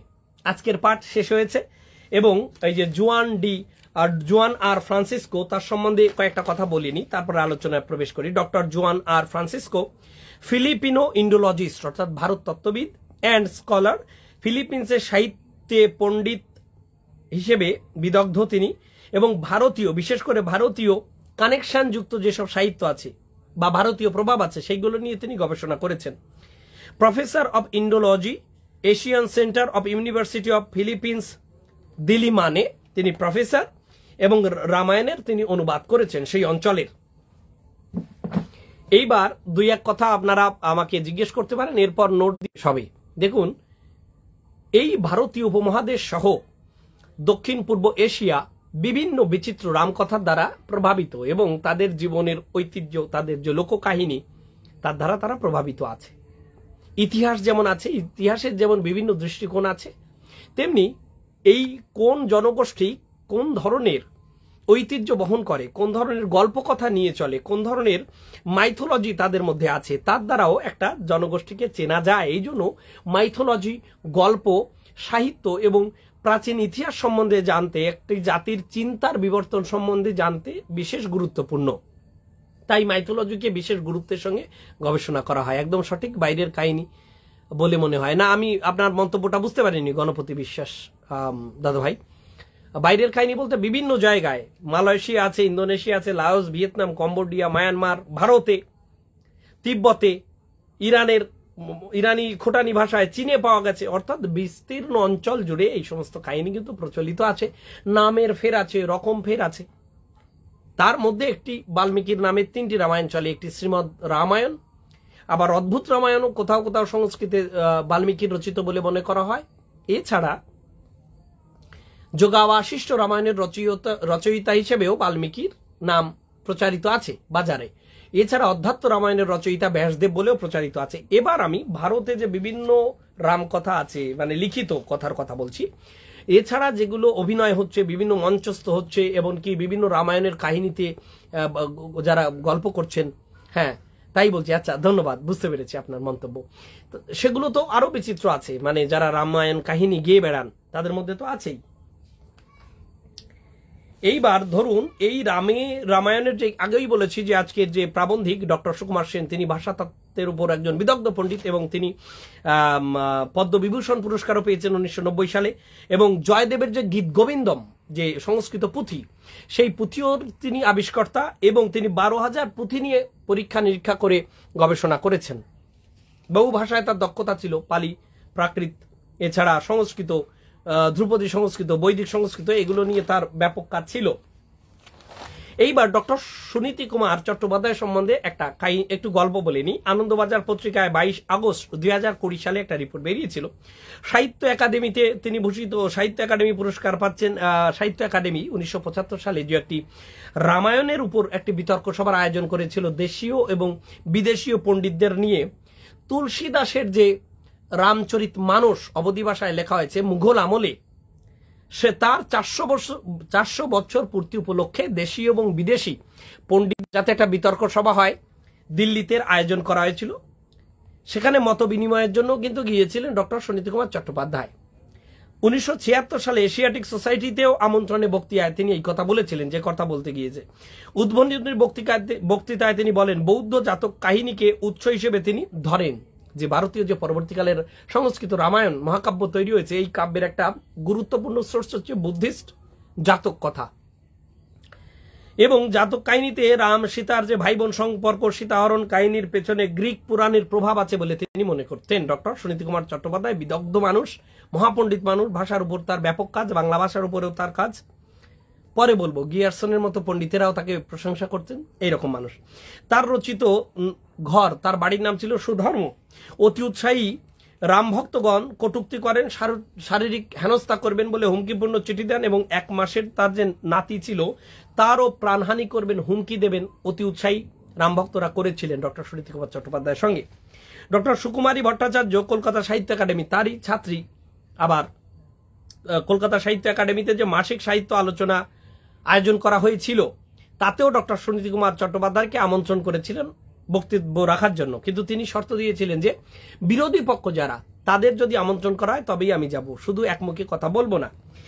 তিনি এই মন্তব্য করেন, আমার বিরুদ্ধ মতই তো শুনতে চাই, পণ্ডিত জনেরা যদি আমার মত ভুল প্রমাণ করেন আমার কোনো দুঃখ নেই, কিন্তু ভক্ত বাবাজিদের আবেগের কাছে হার স্বীকার করব না। এটা বলছেন ডক্টর সুনীতি কুমার চট্টোপাধ্যায়, বিখ্যাত ভাষাবিদ। জাতীয় গ্রন্থাগারেও প্রায় প্রতিদিন তিনি প্রাণনাশের হুমকি আসতো। জাতীয় গ্রন্থাগারও যখন আলোচনার ব্যবস্থা করেন তখনও কিন্তু ডক্টর সুনীতি কুমার চট্টোপাধ্যায়কে বিভিন্ন হুমকি ভরা চিঠি আসতো, মেরে ফেলা হবে এইরকম। 1880-র দশকের মধ্যে থেকে আপনারা জানেন টিভি সিরিয়ালে ভারতে রামায়ণ কাহিনী কত জনপ্রিয় হয়ে যায়। যখন টিভিতে সিরিয়াল হিসেবে আসে, মানুষ টিভি সেটের সামনে ধূপ আগরবাতি দিয়েও বসতো, দোকানপাট বন্ধ করে, এমনকি ফুলের মালা দিত টিভি সেটের সামনে, তারা সিরিয়াল দেখত। 2008-এ সিলেবাসে অন্তর্ভুক্ত করা হয়েছিল একটি বিখ্যাত প্রবন্ধ, ইংরেজি 300 রামায়ণাস, যেটা লিখেছিলেন A.K. রামানুজন, যেটা 2011 সালে রিমুভ করা হয় দিল্লি ইউনিভার্সিটির সিলেবাস থেকে। দিল্লি বিশ্ববিদ্যালয়ের সিলেবাস থেকে 300 রামায়ণাস, যেটা লিখেছেন A.K. রামানুজন, সেটা বিশেষ করে এবিভিপি, যেমন অখিল ভারতীয় বিদ্যার্থী পরিষদ এবং যত কট্টর হিন্দুত্ববাদী যে সমস্ত সংগঠন, ছাত্র সংগঠন, তারা কিন্তু জোর করেছেন এবং সেগুলো কিন্তু ওটাকে হাটিয়ে নেওয়া হয় 2011 সালে। আমি A.K. রামানুজনের একটু পরিচয় দিচ্ছি। তিনি আট্টিপাতে কৃষ্ণস্বামী রামানুজন ছিলেন একজন ভারতীয় কবি এবং ভারতীয় সাহিত্য ভাষাতত্ত্বের পণ্ডিত। চিকাগো বিশ্ববিদ্যালয়ে ভাষাবিজ্ঞানের অধ্যাপকও ছিলেন তিনি। চিকাগো মানে আমেরিকায়, বুঝতে পারছেন। এমন পণ্ডিতের রচনা। তাদের অভিযোগ কি ছিল? তাদের অভিযোগ এই ছিল যে এই যে 300 রামায়ণাস, এই যে প্রবন্ধ রচনা করেছেন একে রামানুজন, দক্ষিণ ভারতীয় পণ্ডিত, বুঝতে পারছেন কোন মাপের পণ্ডিত, মাল্টি লিঙ্গুইস্টিক নিয়ে তার চর্চা আছে, মানে বহু ভাষাবিদ তিনি। তো তার লেখা কিন্তু 2011 সালে সরিয়ে দিতে বাধ্য হয়েছিল। এবং যেটা হয় সেটা হচ্ছে, আর একটা কথাও আছে যে এই ধর্মীয় গ্রন্থ ভাবাবেগে আঘাত করছে, এর দ্বারা আগেও কিন্তু ব্যান হয়েছে। যেমন, আর এই যে রচনাটা তিনি লিখেছেন দ্য 300 রামায়ণার্স, মানে 300 প্রকারের রামকথা বা রামায়ণ, তাই নিয়ে লিখেছিলেন। সেটাও কখনো আমি আপনাদের সেই প্রবন্ধ পড়ে কখনো অর্থ করে শোনাবো, ইংরেজিটা। এই যে যেটা রিমুভ করা হলো 2011 সালে, এই প্রবন্ধটা রচনা করা হয়েছিল 1987 সালে। এবং ভারতের সালমান রুশদির আর একটা বই কিন্তু 1988 সালেই, 1987তে রচনা হচ্ছে 300 রামায়ণাস, এবং 1988 সালেই সালমান রুশদির, একজন ভারতীয়, জন্মগ্রহণ করেছিলেন। তিনি স্যাটানিক ভার্সেস বা শয়তানের আয়াত সমূহ বা শয়তানের শ্লোক সমূহ এই নামে একটি প্রবন্ধ রচনা করেছিলেন। স্যাটানিক ভার্সেস মানে শয়তানের কথা আর কি, ভার্সেস ভার্স। সেটা ইসলামে আঘাত লেগেছে বলে অনেক কট্টরপন্থীদের দাবিতে 1988 সালে ব্যান করে দেওয়া হয় ভারতে। বহু বই ব্যান করা হয়েছে, এর আগেও হয়েছে। আপনাদের আর একটা কাহিনী কখনো পড়ে শোনাবো, সেটা হচ্ছে ধরুন সচ্চি রামায়ণ, যেটা লিখেছিলেন পেরিয়ার রামস্বামী, সেটা হিন্দিতে অনুবাদ করেছিলেন একজন। স্টেশনের জন্য কেউ কেউ কথা বলেন আর্টিকেল 19, আবার কেউ কেউ বলেন ধর্মীয় অবমাননা, যেটা আপনারা জানেন 200, আমার যদি খুব ভুল না হয়, ব্লাসফেমিতে 295 ইত্যাদি আর্টিকেলের মধ্যে সেটা ব্লাসফেমির কথা আছে। আমি এবার ভারতের যে সমস্ত রামায়ণ আছে যেগুলো, তার একটা লিস্ট দিয়ে আজকের আলোচনা শেষ করে দিচ্ছি। 295 এতে আছে ব্লাসফেমি, অর্থাৎ ধর্ম অবমাননা করলে তার বিরুদ্ধে যে মামলা হয়, মোকদ্দমা হয়। ইন্ডিয়ান ল্যাঙ্গুয়েজ ভার্সনস রামায়ণের দেখুন, তামিল ভাষায় আছে রাম অবতারম, যেটা লিখেছেন কম্বন। তেলেগু ভাষায় আছেন রঙ্গনাথ রামায়ণ ও মোল্লা রামায়ণ, দুটো। এছাড়াও আছে আরো ছোট ছোট। আমি প্রধানগুলোর কথা বলছি। মালায়ালাম ভাষা, তেলেগু ভাষা অন্ধ্রপ্রদেশের দিকে, তামিল ভাষা তামিলনাড়ুর দিকে, তামিলনাড়ু রাজ্যে, মালায়ালামটা কেরলের রাজ্যে। অধ্যাত্ম রামায়ণম কিলিপাট্টু, যেটা রচনা করেছেন থুন ছাত্তু এজু থাচান। এছাড়া আর একটা রামায়ণ আছে মাপ্পিল্লা রামায়ণম এবং কান্নাসা রামায়ণম, এই তিনটে প্রধান রামায়ণ আছে মালায়ালাম ভাষায়, কেরলে। কন্নড় ভাষায় কয়েকটি রামায়ণ আছে, কন্নড় মানে কর্ণাটকে, সেটা হচ্ছে কুমারা বাল্মীকি তোরাব রামায়ণ, রামচন্দ্র চরিত পুরাণা এবং শ্রী রামায়ণা দর্শম, এই তিনটি প্রধান রামায়ণ কিন্তু কন্নড় ভাষায় আছে। বাংলায় আছে কৃত্তিবাসী রামায়ণ, অদ্ভুত আচার্যের রামায়ণ। এছাড়া চন্দ্রাবতী নামে একজন মেয়ে, দেখুন এটাও মনে রাখতে হবে আপনাদের, 16 শতকের মানুষ তিনি, 1550 থেকে 1600 পর্যন্ত তার জীবৎকাল বলে গবেষকরা জানাচ্ছেন। চন্দ্রাবতী রামায়ণ, কেউ কেউ বলেন এটাকে রামায়ণ না বলে সীতায়ন বলা উচিত, কেন সীতার দুঃখের দৃষ্টি দিয়ে কাহিনী ব্যাখ্যা করা হচ্ছে। আসামে রামায়ণ আছে, আসাম বুঝতে পারছেন রাজ্য, সপ্তকাণ্ড রামায়ণ। এছাড়া দুর্গাবাড়ি রামায়ণ, এই দুটো প্রধান রামায়ণ সেখানে আছে। ওড়িয়া ভাষায় দণ্ডী রামায়ণ, বিসি রামায়ণ এবং বিলঙ্ক রামায়ণা, এই তিনটে প্রধান রামায়ণ আছে। গুজরাটি ভাষায় তুলসীকৃত রামায়ণ, মারাঠি ভাষায় মহারাষ্ট্রে ভাবার্থ রামায়ণ, কোঙ্কনি ভাষায়, এটাও মহারাষ্ট্রের একেবারে উপকূল অঞ্চল, আরব সাগরের তীর অঞ্চল, কোঙ্কন উপকূল, রামায়ণু। মৈথিলি ভাষায় আছে মিথিলা ভাষা রামায়ণ, মৈথিলি অর্থাৎ আমাদের বিহার, উত্তরপ্রদেশের পূর্ব দিকে এবং বিহারের উপকণ্ঠে মিথিলা, সেই মিথিলার কথা আমি আগেও বলেছি। তো নেপালের দক্ষিণে এই সমস্ত অঞ্চল, তো মিথিলা ভাষা রামায়ণ। নেপালি ভাষায় ভানুভক্তের রামায়ণ এবং সিদ্ধি রামায়ণ আছে। কাশ্মীর অঞ্চলে আছে রাম অবতার চরিত। উর্দু ভাষায় আছে পথি রামায়ণ, বুঝতে পারছেন, উর্দু ভাষাতেও আছে। কাশ্মীরি আছে রাম অবতার চরিত, উর্দু ভাষায় আছে পথি রামায়ণ। অবধি ভাষা, উত্তরপ্রদেশের একটি ভাষা, অবধি ভাষায় আছে রামচরিত মানস, যেটা তুলসীদাস রচনা করেছিলেন মুঘল আমলে। সংস্কৃত ভাষায় শ্রীমদ রামায়ণ, অধ্যাত্ম রামায়ণ, যোগাবাশিষ্ট রামায়ণ, অদ্ভুত রামায়ণ, এইগুলো আছে। কম্বোডিয়া ভাষায়, একটু আগে আমি বলেছি কম্বোডিয়ার কথা, সেখানে রেমকার বা রেমকের বলে রামায়ণ আছে। থাইল্যান্ডে আছে রামাকিয়েন বা রামাকেইন এইরকম রামায়ণ আছে। লাওস একটি দেশের নাম, ফ্রালাম রামায়ণ আছে। মায়ানমারে আছে ইয়ামা জাদ্দাও, এবং মালয়েশিয়াতে আছে হিকায়াত শ্রীরাম, একটু আগেই বলছিল হিকায়াত শ্রীরাম, হিকায়াত মহারাজ রাবণ ইত্যাদি।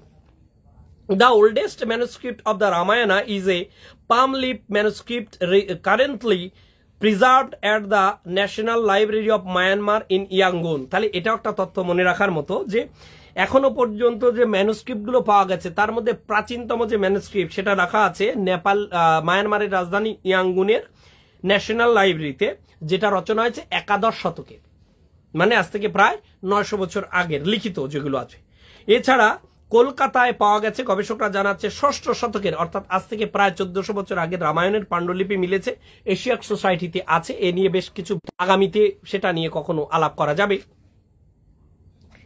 এবং সেটা হচ্ছে বাল্মীকি রামায়ণের কথা বলা হচ্ছে খ্রিস্টীয় চতুর্থ থেকে খ্রিস্টীয় চতুর্থ, প্রায় 800 বছর ধরে লোকমুখ থেকে ধীরে ধীরে ধ্রুপদী সংস্কৃত রচিত হয়েছে বলে অনেকে মত দিচ্ছেন। প্রক্ষিপ্ত সহ কোর বুদ্ধিস্ট রামায়ণ 7ম থেকে 4th BCE বিফোর ক্রাইস্ট এরা, অর্থাৎ আজ থেকে প্রায় 2400 থেকে 2500-2700 বছর আগে দশরথ জাতক পাওয়া যাচ্ছে বলে দাবি করছেন গবেষকরা। এছাড়া বাকিদের কথা আমি বলেছি। আপনাদের আজকের আলোচনা কেমন লাগলো আমি জানি না, নিরস তো অবশ্যই লাগবে, কেন গবেষণা যে জিনিসগুলো সেগুলো কিন্তু খুবই জনতোষণী এবং মনতোষণী হয় না, খুব জনপ্রিয় হয় না। কিছু মানুষরাই এগুলো চর্চা করেন সেই তত্ত্ব, বাকিরা এ নিয়ে রাজনীতি করেন, বাকিরা এ নিয়ে কটূক্তি করেন, লড়াই করেন, ব্যান করার চেষ্টা করেন শক্তি দিয়ে ইত্যাদি। আপনাদের কারো কোনো প্রশ্ন থাকলে আপনারা আজকে করতে পারেন, তা না হলে আমি লাইভটা আজকে শেষ করব। এই যে এত রাম কথা যে বললাম, যে ভারতে যে রামায়ণের একটা প্রভাব, ভারতের আশেপাশের যে দেশগুলো সেখানে যে প্রভাব আছে, বিভিন্ন রকমের রাম কথা আছে, তার কতটুকুই বা আমরা জানি। তো সেই সমস্ত জনগোষ্ঠীর জীবন, ইতিহাস, চিন্তার বিবর্তন রেখা জানতে বুঝতে এই সমস্ত লোককথা, এই সমস্ত রামকথা বিশেষ গুরুত্বপূর্ণ। গবেষকরা নিয়ে গবেষণা করছেন, আগামীতেও করবেন, থেমে তো থাকবে না। আপনাদের কেমন লাগলো এখন যারা দেখলেন আপনারা কমেন্ট করে অবশ্যই জানাবেন। আগামীতে যারা দেখবেন লাইভটা ফেসবুকে থাকবে এবং এটা আমি ইউটিউবেও নিয়ে যাব, এবং ইউটিউবের যে লিঙ্ক আমি সেটা আপনাদের লাইভে দিয়েছি, আপনারা সাবস্ক্রাইব করে সঙ্গে থাকতে পারেন, মন্তব্য করে জানাতে পারেন, বা কোন বিষয়ে আপনারা আলোচনা শুনতে চান সে বিষয়ে আপনারা জানাতে পারেন, তাহলে আমি সেই বিষয়ে আলোচনা নিয়ে আসার চেষ্টা করব। তাহলে আজকে শুভরাত্রি জানাই, সবাইকে ধন্যবাদ, সময় দিয়ে আমার সঙ্গে ছিলেন, দেখেছেন। গণপতি বিশ্বাস দাদা জানাচ্ছেন খুবই সুন্দর। নিশ্চয়ই আপনাদের যদি একটি কথাও আজকে অজানা কথা যদি আমি জানাতে পারি তাহলে আমার শ্রম সার্থক হয়েছে বলে মনে করব। এবং আমাকে একটু উৎসাহিত করার জন্য লাইক, কমেন্ট, শেয়ার করে দেবেন, যাতে আমি আরো এই ধরনের বিষয়গুলো নিয়ে আলাপ করতে বেশি আগ্রহী হই, মোটিভেটেড হই। আপনাদের সবাইকে আবারও শ্রদ্ধা, প্রণাম, শুভরাত্রি জানিয়ে শেষ করছি আজকে।